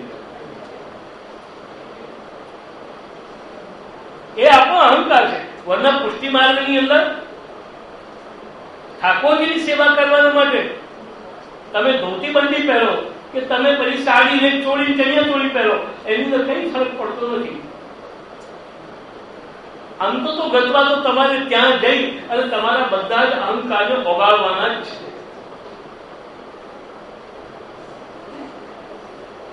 એટલે અહીં ભગવાન શું કહી રહ્યા છે? સર્વેશમ મદ ઉપાસન. આ મારી ભક્તિમાં કોનો અધિકાર છે? પેલા ધર્મની અંદર તો બ્રાહ્મણનો, ક્ષત્રિયનો, વૈશ્યનો, શુદ્રનો, સ્ત્રીનો, પુરુષનો એમ જુદા જુદા ધર્મો બતાવ્યા. બ્રહ્મચારીનો, ગ્રહસ્થનો, એના અધિકારીઓ જુદા જુદા છે. પણ આ જે મારી ઉપાસના, મારી ભક્તિ, એનો અધિકારી કોણ? સર્વેશમ. અન્ય ધર્માણામ અધિકારી પરત્વ મુક્તમ પ્રભુચરણૈ. પ્રભુચરણ એટલે ભગવાન શ્રી કૃષ્ણ.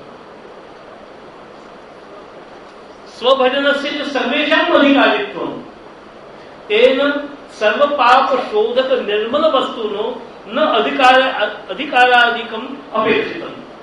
તેથી હવે પ્રજાજી કહે છે કે જે સર્વ પાપોનું શોધન કરી શકે, એક પાપનું શોધન કરે એ એક ધર્મ. આ ધર્મ કરવાથી આ પાપ દૂર થાય અને આ ધર્મ કરવાથી આ પાપ. તમે આજના દિવસે જયારે કપડા ધોવા બેસો છો તો તે દિવસે સાબુ નાખવાથી શું થાય?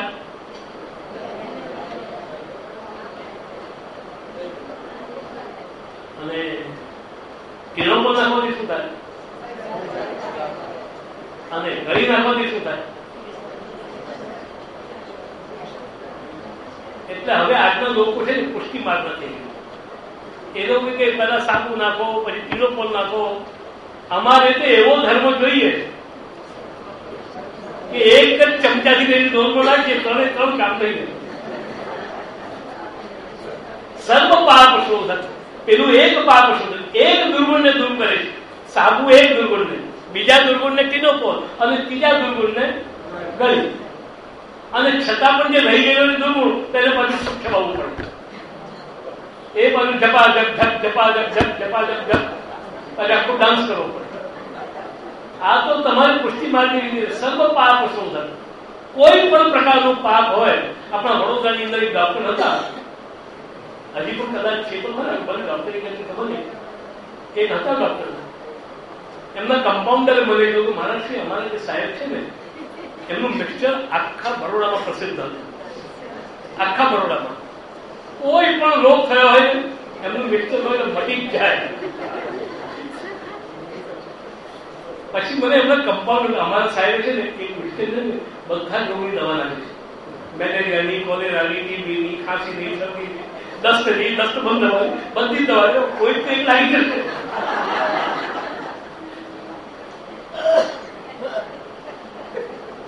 સર્વ પાપ શોધક.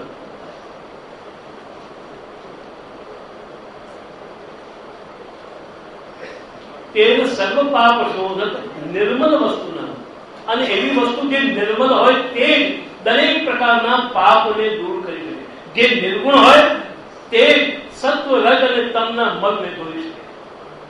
એવી જે નિર્ગુણ ને નિર્મલ વસ્તુ જે છે, આ અધિકારી ક્યાં જોઈએ કે જ્યાં સાત્વિક, રાજસ, તામસ દોષ પડેલા છે ત્યાં ત્યાં તેના અધિકારીઓ છે.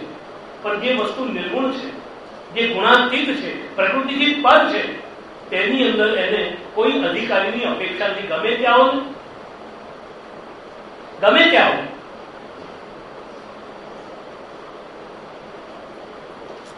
તસ્માત ધર્મપદસ્ય ભગવદ ભજને એવ શક્તિ. તેથી ધર્મપદની ભગવાનના ભજનમાં જ શક્તિ છે. તથા જ તે જે વસ્તુ અન્યત્રાપી દ્રશ્ય છે. અને આ જ વસ્તુ આપણને બીજા કેટલાક તેજ વાળી વસ્તુઓમાં પણ જોવા મળે છે. જે લોકો બીજાની અપેક્ષા કરતા નથી, એમાં શ્રી બ્રહ્મજી બે દાખલા આપે છે. આદિ દૈનિક ગંગા સ્નાનમાં જેમ પાપનું નિવર્તન થાય છે, તો પાપને દૂર કરવા માટે બીજું કોઈ પ્રાયશ્ચિત, મંત્ર, તંત્ર, દાન, વ્રત, તપ વગેરે કઈ જરૂર નથી. ફક્ત ગંગામાં ડૂબકી જ મારવી જરૂરી છે.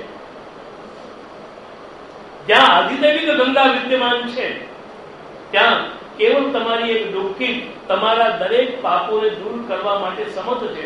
તો એ ગંગા કોના પાપને દૂર કરે છે? બ્રાહ્મણના. તો જેમ ગંગામાં કોઈ પણ પાપી નામ માત્ર એના જેમ પાપને દૂર કરે છે ગંગા, અને જેવી રીતે અગ્નિ એનો ધર્મ કયો છે? બાળવાનો. તો એ બાળવાને માટે એ શેને બાળે?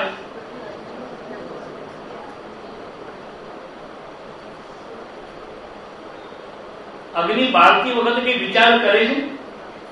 ધારો કે કોઈનામાં દોષ ન હોય, જે વસ્તુ બળવા જેવી ન હોય, ના મારે આને ન બાળવી. અગ્નિને જે સંપર્કમાં આવ્યો તેને બાળવું એ અગ્નિનો જે ધર્મ છે. તો જે વસ્તુ જે પોતાનો જે ધર્મ છે એ ધર્મની અંદર એ જે તેજસ્વી વસ્તુઓ છે એ પોતાનું કાર્ય કરે છે. એ બીજાની અપેક્ષા કરતા નથી, બીજી કોઈ વસ્તુની અપેક્ષા કરતા નથી.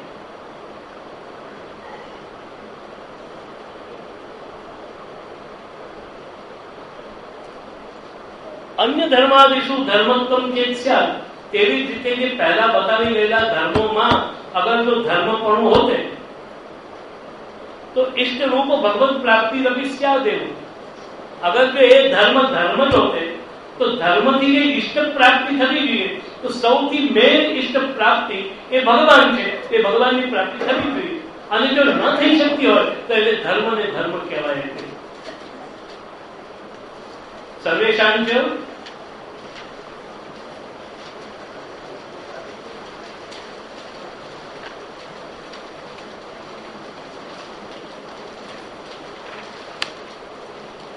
સર્વેશાંચ તત્કરણે અધિકારોપી સ્યાત.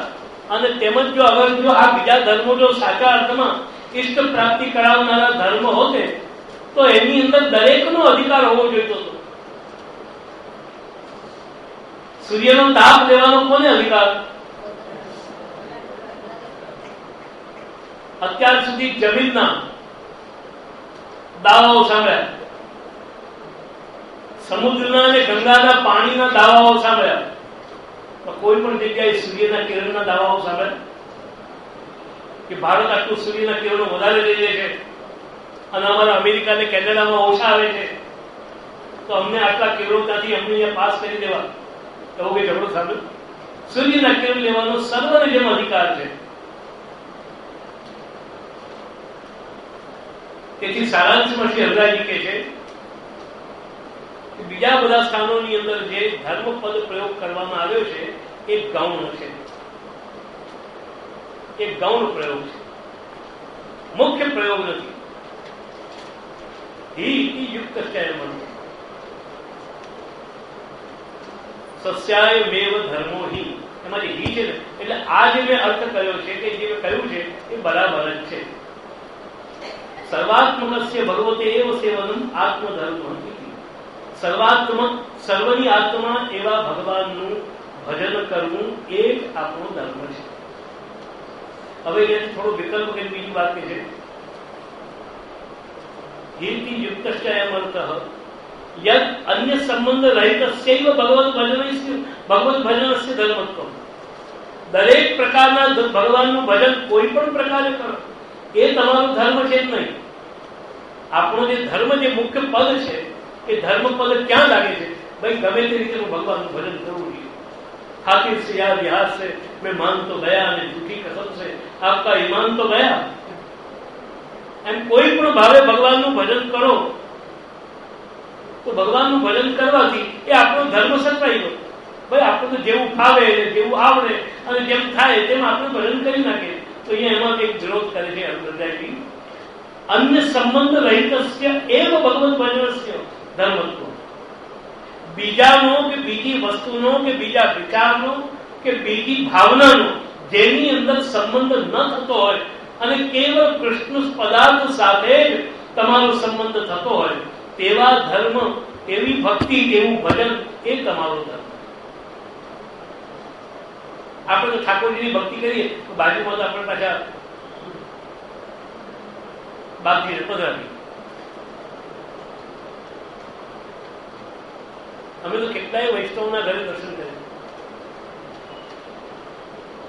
વચમાં ઠાકોરજી બિરાજતા હોય, આ બાજુ ગણપતિ હોય, આ બાજુ શિવજી હોય, તો ક્યાંક જલારામ બાપા બેઠા હોય.